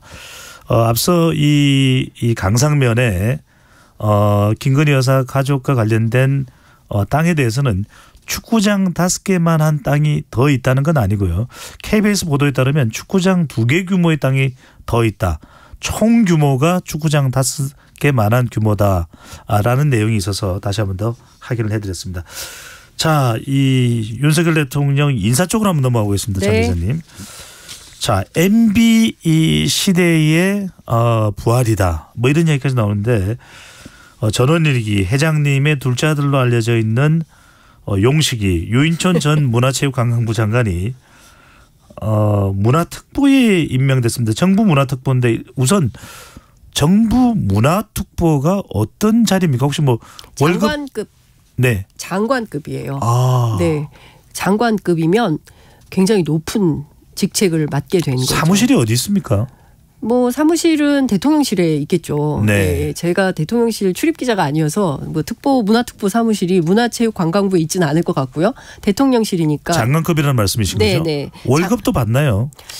월급 나오겠죠. 무보직일 수는 없을 거예요. 그런데 과거에 제가 알기로 문재인 정부 때 외교안보 특보를 했던 문정인 교수께 제가 여쭤봤어요. 월급은 없다라는 말씀을 좀 들었었는데 이 부분은 또 확인이 좀 필요한 상황인 것 같습니다. 바로 궁금해서 그런데 얼마 전에 그 이동관 방통위원장 특보에 대해서 알려지면서 이동관 특보잖아요. 네. 이동관 특보는 또 그럼 장관급입니까? 특보들은 대체로 장관급인 걸로 알고 있습니다. 예. 대통령의 특별 보좌역을 하고 있기 때문에요. 네. 네. 자, 뭐 차량 서비스 뭐 이런 것들이 있겠죠. 비서진 뭐 이런 등등. 예. 일을 할 수 있는 최소한의 장치들은 마련해주고 일을 시키지 않을까요? 예. 네, 이 부분은 좀 정확하게 또 확인을 해보고 다시 말씀드리겠습니다. 유인촌 특보와 관련해서는 이명박 정부에서 문화체육관광부 장관을 했다. 또 유명 배우다. 전원일기다. 그런데 MB 정부 다시 좀 불미스러운 일이지 않았습니까? 그렇죠. 바로 이제 문화계 블랙리스트 네. 관련된 건데요. 그때 뭐 정확하게 연관이 있다 없다를 떠나서 본인은 연관이 없다라고 주장을 했는데 당시에 그 국정원에서 이른바 좌파 연예인 대응 TF를 구성을 하고 블랙리스트를 만들어서 진보적인 문화예술인들을 출연 금지 형태로 탄압했다. 이런 네. 보도가 나와 있습니다. 대통령실에서는 연기자 출신이고 문화 콘텐츠를 잘 알고 있기 때문에 지금 K 콘텐츠를 키우는 게 중요한 목표 중에 하나인 만큼 조언을 받을 부분이 상당히 있을 걸로 보인다라고 전망을 했어요. 근데 그때 당시에 어떤 분들이 그러면 블랙리스트였지? 이제 네. 생각이 가물가물할 것 같은데요. 봉준호 감독. 네? 박찬욱 감독. 잠깐만요. 예, 이런 분들이 전부 블랙리스트 대상이었어요. 잠깐만요, 장 기자님. 아카데미상을 네. 탄 기생충에 그렇죠. 봉준호 감독이 블랙리스트에 있었다고요? 예, 박찬욱 감독도 마찬가지였습니다. 전체 한 82명 정도가 문화예술계 인사 블랙리스트였었는데요. 문화계에서는 지금 돌아가신 작고하신 이회수 선생님, 조정래 선생님 살아계십니다. 네. 그다음에 진중권 씨 이런 분들이었고요. 배우는 문성근, 명계남, 김민선 등 8명. 그다음에 영화 감독은 이창동, 박찬욱, 봉준호 등 모두 52명. 방송인은 김미화, 김구라, 김재동 8명, 가수 윤도현, 신해철, 김장훈 8명. 이런 분들이 블랙리스트였어요. 텔레비전 못 나와. 이런 분들이었거든요. 근데 이때 장관이 바로 유인촌 특보였다는 거고요. 이분 이거 말고도 그 국회 상임위장에서 찍지마 땡땡.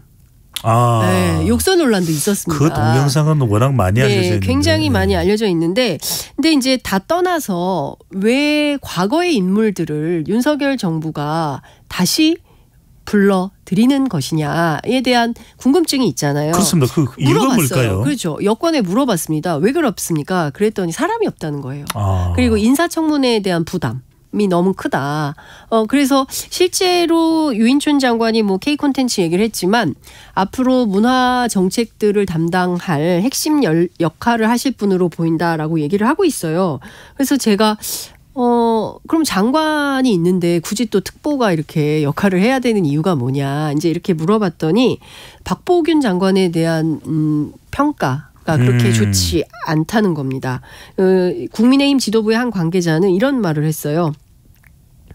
우리는 일주일 만에 박보균 장관에 대한 평가를 끝냈다. 이런 얘기를 합니다. 그러니까 중앙일보 기자 출신이고 또 문화계 조예가 깊은 분인데 상당히 역할을 잘할 거라고 생각했는데 업무 평가가 그렇게 좋지 않았다는 거고요. 청와대 개방 행사 이후에 다양한 행사들이 있었지만 건건이 그렇게 평가가 별로 안 좋았다. 이런 얘기들을 하고 있습니다. 그럼 차라리 유인촌 장관으로 바꾸는 건 어떠냐. 그랬더니 그것은 곤란하다. 왜냐하면 이주호 교육부 총리도 MB 때 교육부 장관을 했던 분이잖아요. 네. 그런 분이 다시 왔는데 문화부 장관까지도 또 MB 출신으로 한다? 이건 좀 부담스럽다. 해전문 인사 얘기가 또 나올 수도 있고. 네. 그런데 지금 어찌됐든 윤석열 정부 인사난은 취임 초부터 지금 2년 차까지 계속 이어지고 있다. 이런 얘기가 나오고 있습니다. 혹시 뭐 최보람 선생님이 장관이 될 가능성은 있습니까? 네? 최보람 선생님요? 자중하시기 바랍니다. 네, 알겠습니다. 네. 감사원이 오는 10일부터 MBC 최대 주주인 박문진에 대한 실질 감사에 돌입할 예정으로 알려져 있는 감사원입니다. KBS 수신료 분리징수에 의해서 다음 좀 감사 또 대상이 MBC냐 네. 이런 얘기는 어떤 감사를 하겠다는 이야기인가요? 그러니까 실제로 보면 지금 그 언론들이 비판 보도를 많이 쓰고 있는데요. 이제 공영방송에 대한 얘기가 뭐 이제 여권에서는 공영방송 정상화라는 네. 표현을 쓰고 또 민주당 등 야권에서는 공영방송 장악 이렇게 표현을 쓰고 있는데요. 여하튼 지금 상황에서 KBS 수신료 분리징수와 관련해서 굉장히 많은 논란이 있지 않았습니까? 시행령 의결이 됐어요. 예, 의결은 이미 됐습니다. 그 다음 타자가 MBC냐 이제 이런 보도가 이제 제목으로 기사들이 많이 나오고 있는 이런 상황인데요. 앞서 말씀 주신 대로 핵심 감사 내용은 MBC의 투자 사업 손실 등 모두 6개 항목에 대해서 진행이 될 걸로 보입니다. 미국 리조트 개발 투자로 105억 원의 손실 했던 그런 관련자들에 대해서 문책을 해야 되는데 방치했다. 네. 그다음에 UMF 수익금 지급 지연 등으로 투자 손실 재발 우려가 있는데 이거 그냥 놔두고 있다. 뭐 이런 등등이에요. 이런 등등에 대해서 하는데 MBC 입장에서는 지금 이거 하는 이유가 상당히 이제 박문진과 MBC 입장에서는 정치감사 아니냐라는 비판을 하면서 서울행정법원에 감사원의 국민감사 결정 집행을 정지해달라 이런 요구를 했어요. 이전에도 문재인 정부에서도 감사원이 MBC를 뭐 박문진을 감사한 경우가 있었습니까?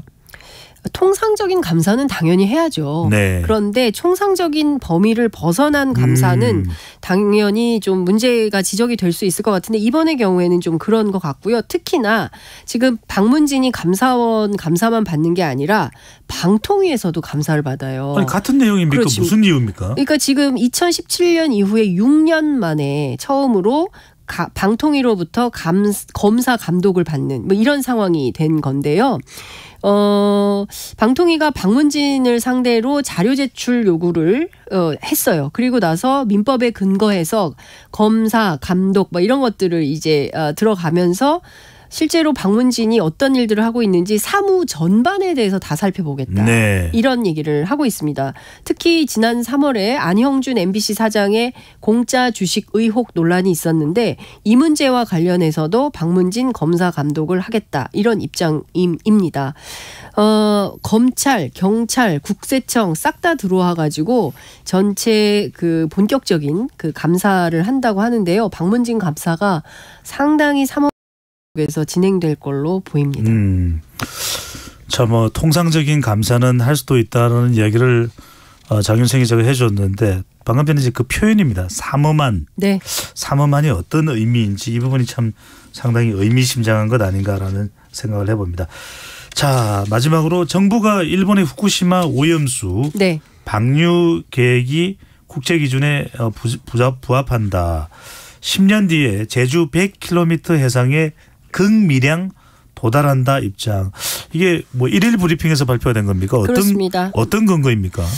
박문규 국무조정실장이 오늘 오전에 그 오염수 관련해서 자체 검토한 결과를 밝힌 네. 건데요.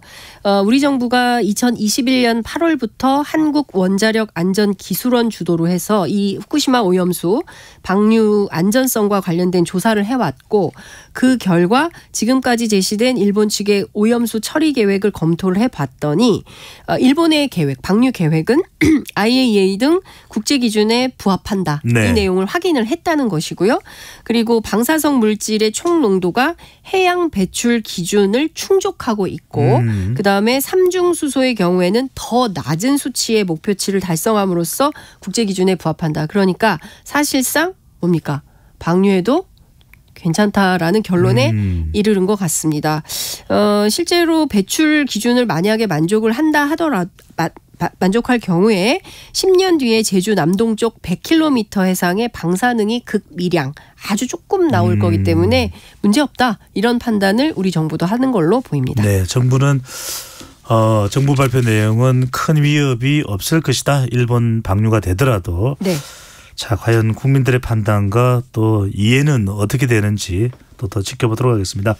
장윤선 기자와 함께한 주간 이슈 오늘은 여기까지 듣겠습니다. 잘 들었습니다. 네, 고맙습니다.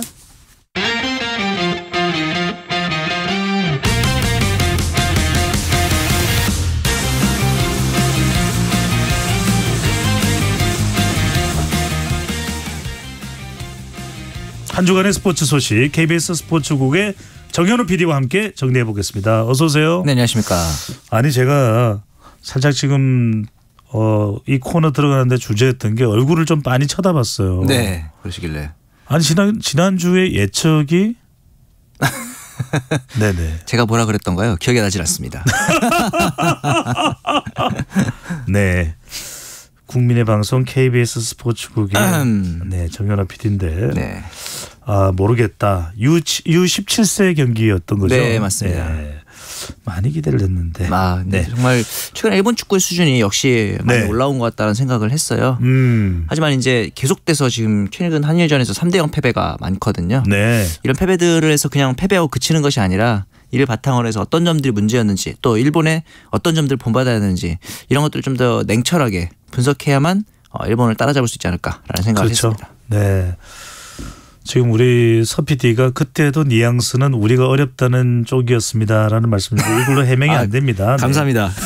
네. 자, 매주 전해드리고 있는 소식입니다. 축구 소식입니다. 자, 김민재 선수. 네. 바이에른 뮌헨 입단 결정이 된 겁니까? 결정이 됐다고 현지에서는 계속 보도를 하고 있는데 또 제 예측이 틀릴까봐 네. 아직 오피셜한 확실한 뉴스는 나오지 않았습니다. 자, 그럼 그런데 편하게 말씀해 주십시오. 일단은 구단에서 가장 그 마지막 단계죠. 이적 직전의 단계인 메디컬 네. 테스트를 진행을 하려고 합니다. 이쯤 되면 이제 계약 기간이라든가 연봉 금액 이런 것들은 어느 정도 합의가 됐다라고 보는 게 맞고 다만 이제 메디컬 테스트 중에 김민재 선수가 좀 결정적인 부상 이슈가 있다든가 이런 경우에는 계약이 무산될 수도 있긴 합니다. 그러나 뭐 김민재 선수가 지금까지 플레이 스타일도 그렇고 보여준 모습이 워낙 건강한 스타일이기 때문에 큰 문제는 없을 것 같은데 이 메디컬 테스트는 대부분 이 구단이 속해 있는 지역에서 하게 됩니다. 어떤 선수가 오든 말이죠. 그런데 김민재 선수 하나를 위해서 바이에른 뮌헨에서 직접 의료진을 파견해서 한국에서 메디컬 테스트를 수행하겠다 이런 계획을 내놨어요. 이거는 뭐 과거 뭐 메시나 호날두에게도 제공하지 않았던 굉장히 이례적인 완전히 뭐 VIP 대접이라고 봐야 되나? VVIP급 대우인데 이거에 대해서 다시 한번 좀 더 시간을 두기로 했기 때문에 뮌헨 구단에서 조금 연기를 냈습니다. 네. 아직까지 확실하게 발표가 나오지는 않은 상황인데 이 부분에 대해서 이제 아마 이제 군사훈련이 끝났기 때문에 김민재 선수가 그 이후에 공식 발표를 하기 위한 행정적인 절차가 아니겠느냐 이런 생각이 듭니다. 그런데 지난주 그 말씀하셨잖아요. 맨체스터 유나이티드가 이적료를 더 지불하더라도 데려가고 싶은 마음도 있다. 그건 어떻게 정리가 돼버린 겁니까? 마음만 있긴 한데 여전히 해리 맥과이어 선수의 처분 문제가 해결이 되지 않았고 뮌헨이 이미 이렇게 메디컬 이슈까지 접근을 했는 상황이기 때문에 김민재 선수는 뭐 거의 99%의 확률로 뮌헨으로 갈 가능성이 높습니다. 네. 자, 붐차 차범근 선수도 뛰어보지 못했던 유럽 최고의 명문 구단 중에 하나 바이에른 뮌헨으로 김민재 선수 가기 임박했다라는 소식이고요. 네. 이강인 선수는 파리 생제르맹 PSG 결정된 겁니까? 아직 결정이 된 건 아닙니다. 이제 왜냐하면은 일단 구단의 수장이 정해져야 이후에 이적에 대한 발표를 하게 되는데 이 PSG의 감독이 루이스 엔리케 감독으로 최근에 발표가 됐습니다. 그렇기 때문에 엔리케 감독이 5일날 부임했는데 곧바로 6일 만에 두 선수의 영입을 발표를 했고요. 이제 아마 이강인 선수의 영입도 조만간 오피셜로 발표될 것 같습니다. 엔리케 감독 그러면 유명했던 스페인 출신 그렇죠. 바르셀로나에서도 뛰었고 네, 그 엔리케 감독이 오게 됩니다. 아마 제 생각에는 엔리케 감독의 평소 그 선수 시절 플레이 스타일 이런 것들이 이강인 선수 좀 유사한 면이 있거든요. 플레이메이커 자리에서 좋은 킹력을 바탕으로 하는 플레이가 많기 때문에 이강인 선수가 엔리케 감독의 약간의 그 황태자가 될 수도 있지 않을까라는 기대도 하게 됩니다. 정말 그라시아스한 상황이 될 수도 있겠네요. 자, 프로야구로 가보겠습니다. 네. 자, 최근에 주목받는 것은 하나 이글스이긴 한데 네. 자, 하위권에 처져 있는 삼성 라이온스와 기아 타이거스 전격적인 트레이드 합의가 됐는데 포수 김태군 정말 베테랑 선수입니다. 네. 내야수 류지혁 어떻게 합의가 된 겁니까? 화요일 오전에 이제 발표를 했는데요. 삼성 같은 경우는 최근에 내야수에 공백이 좀 많은 상황이었고 기아 같은 경우는 계속해서 포수에 공백이 좀 많이 있었습니다. 그러다 보니까 화요일 경기를 앞두고 오전에 발표를 했고 이 두 선수는 갑자기 훈련장에서 부랴부랴 택시를 잡아 타고 역으로 이동해서 KTX 타고 이동을 하는 굉장히 바쁜 스케줄을 소화해서 경기 직전에야 합류를 했다고 하고요. 상대 팀으로요. 만약에 삼성은 다른 팀과 경기를 하고 기아는 또 다른 팀과 경기를 하고 이런 상황이었으니까 서로 경기를 하는 다른 구장으로 이동을 하게 된 거죠. 아니 하루 정도 좀 휴가를 주면 안 되나요? 여유 있게? 그만큼 이 두 팀이 지금 두 선수가 간절했다. 라고 볼 수 있을 것 같고 실제로 김태군 선수, 류지혁 선수 모두 당일날 경기에 출전을 했고 김태군 선수가 어제 기아에서 2안타 2타점을 또 기록을 했습니다. 그러면서 이제 어느 정도 포수의 공백을 메꾸고 있는 모습이고 반면에 삼성은 내야수인 류지혁 선수를 영입을 했는데 류지혁 선수 오자마자 또 오재일 선수가 한 달짜리 햄스트링 부상을 당했어요. 이래저래 정말 안 풀리고 있다 이렇게 보면 될 것 같습니다. 네, 오재일 선수면 또 주축인데 맞습니다. 삼성 참 여러 가지로 어려운 상황입니다. 미국 메이저리그로 가보겠습니다. 김하성 선수 하성킹 오타니 선수하고 맞대결을 했는데 3연전 싹쓸이 승리를 했네요. 맞습니다. 샌디에이고가 LA 엔젤스의 소위 말해 수입을 성공을 했죠. 중간에는 오타니 선수가 선발로 등판해서 김하성 선수와 맞대결을 하기도 했는데 이번 3연전에서 김하성 선수가 합쳐서 총 2안타를 기록을 했습니다. 10타수 2안타였는데 그에 비해서 오타니 선수가 3경기에 나왔는데 총 10타수 무안타 안타가 하나도 없었습니다. 아니 불방망이였는데 최근까지요. 그럼요. 불과 이 3연전 전까지 굉장히 불방망이였는데 3할 때 타율이 일단 무너졌고 거기다가 앞서 말씀드렸던 선발로 등판한 경기에서는 5이닝 5실점으로 평균 자책점이 9점까지 솟으면서 지금 이번 시즌 가장 좋지 않은 피칭을 했는데 이뿐만이 아닙니다. 이 피칭 도중에 오른손 중지에 물집이 잡히는 부상도 있었기 때문에 아마 올스타전에서 등판도 어렵지 않을까. 여러모로 이번 시리즈 오타니 선수에게는 좀 안 좋은 추억만 있는 시리즈가 될 것 같습니다. 저도 4인 야구를 해봤는데 물집 그거 크거든요. 아프죠. 네. 좀 안 믿으시는 눈치예요. 제가 4인 야구를 했다니까. 아닙니다. 이런 체격을 가지신 분들이 많습니다. 네. 포수일 거라고 생각하지 마십시오. 물론입니다. 자, 스마일 점퍼 우상혁 선수 정말 웃으면서 껑충껑충 뛰는 모습을 우리 국민들에게 시원한 청량감을 남겨주었었는데 네네. 도하와 로마 피렌체 대회에서 연속 2위 기록하면서 지난주 우리가 예상했던 거 아니겠습니까? 네. KBS 방송으로 지켜보시라고 그랬는데 스톡홀름 다이아몬드 리그 대회에서 결과가 아쉬웠어요. 어떤 결과가 나왔습니까? 1, 2, 3차 시기에 2m 16을 도전했는데 모두 실패를 했죠. 네. 그러면서 이제 공식 기록이 아예 없습니다. 성공한 차수가 없기 때문에. 그런데 이것보다 더 문제가 제가 KBS에서 지켜보시라 했는데 아무도 우상혁 선수의 경기 영상을 지켜볼 수가 없었습니다. 현지 중계 방송사에서 이 중계차가 정전이 됐습니다. 아이고. 그러면서 이 우상혁 선수의 경기를 한 기간 동안 쉽게 말해서 영상 제작이 되질 않았어요. 네. 그래서 지금 이 우상혁 선수의 스톡홀름 경기 장면은 전 세계 어디에서도 구할 수가 없는 상황입니다. 이렇게 제가 당시 이제 출근을 해서 보고 있었는데 현지에 비가 꽤 많이 왔거든요. 네. 그런데 한 우리나라로 따지면 호우주의보 정도의 이제 비가 좀 왔습니다. 경기를 하더라고요. 그런데 갑자기 위성이 끊기더니 현지에 너무 많이 비가 와서 전력 공급에 문제가 생겼다. 글쎄요. 호우 경보나 특보도 아니고 주의보 정도의 비였거든요. KBS 스포츠라면 있을 수가 없는 일 아닙니까? 비상전력을 항상 준비를 해놓죠. 네. 이런 경우에 대비해서 발전차도 가고요. 어려운 제작 여건에도 항상 최선의 방송을 위해서 노력하고 있는 것이 KBS 네, 감사합니다. 스포츠라는 거 강조드리고. 굉장히 지금 이로 인해서 지금 중계권 분쟁 문제도 좀 있고 일단은 우리나라 팬들이 우상혁 선수의 경기를 볼 수 없었다는 점. 이 부분이 좀 가장 안타까운 것 같습니다. 너무 아쉽습니다. 다음 대회는 꼭 우리 우상혁 선수 활짝 웃으면서 금메달을 목에 거는 모습 기대를 해보고요. 자, 제가 좋아하는 신유빈 선수. 저 이건 몰랐어요.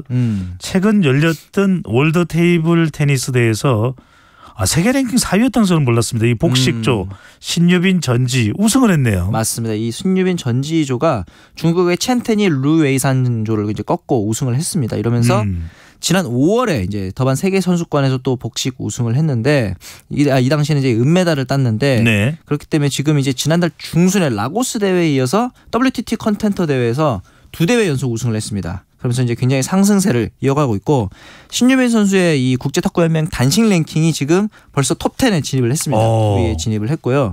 지난달 중순까지만 해도 신유빈 선수 20위였습니다. 단숨에 9위까지 이제 랭킹을 끌어올렸고 이렇게 WTT 위주로 탁구 대회가 재편된 이후로 랭킹 2021년이거든요. 여자 단식 10위 안에 들어본 선수 딱 2명이 있는데 앞서 말씀드린 신유빈 그리고 이번에 파트너로 나섰던 전지희 선수. 이 두 선수가 복식조로는 세계 랭킹 4위.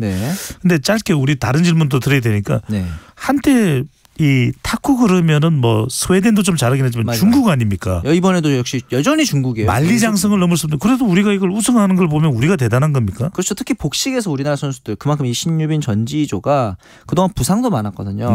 재활도 같이 하면서 팀워크가 굉장히 좋았다고 볼 수 있겠죠.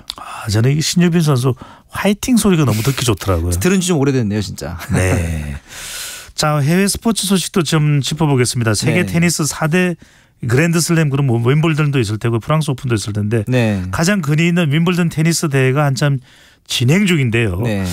5연속 우승에 도전 중인 조코비치.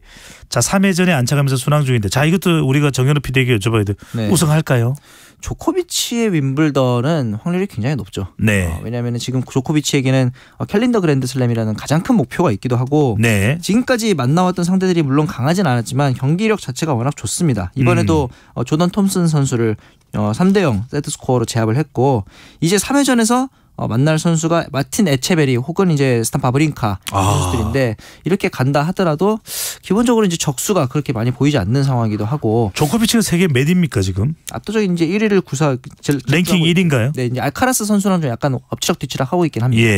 이런 상황인데 조코비치가 이제 이번에 우승을 하느냐 왜냐하면 지금 이제 나달과 페더러의 시대가 조금씩 저물어가고 있는 상황이기 때문에 조코비치 입장에서는 캘린더 그랜드슬램을 달성할 수 있는 제일 절호의 해외다 이렇게 볼 수 있죠. 잠깐만 캘린더 그랜드슬램이라는 말씀이죠. 그랜드슬램은 주요 대회를 다 휩쓰는 것이 그랜드슬램이면 캘린더 그랜드슬램인데 이게 뭐 달력하고 관련이 돼 있나요? 그렇죠. 달력을 넘기지 않고도 다음 연도로 넘기지 않고 한 달력 안에 그랜드슬램이 다 있다 이런 의미니까 한 해에 4대회가 열리잖아요. 그랜드슬램이 그 메이저 대회가 호주 오픈, 프랑스 오픈, 윈블던, US 오픈 이렇게 4개가 열리는데 이 4개의 대회를 모두 석권하는 겁니다. 그러니까 이제 전 세계 테니스 선수들이 가장 꿈꾸는 4개 대회를 모두 우승해버리는 한 해에 맞습니다. 이렇게 한 해에 캘린더 그랜드슬램을 달성했던 선수가 1938년에 돈 버지 그리고 로드 레이버가 62년, 69년 단 2명밖에 없습니다. 테니스 역사상.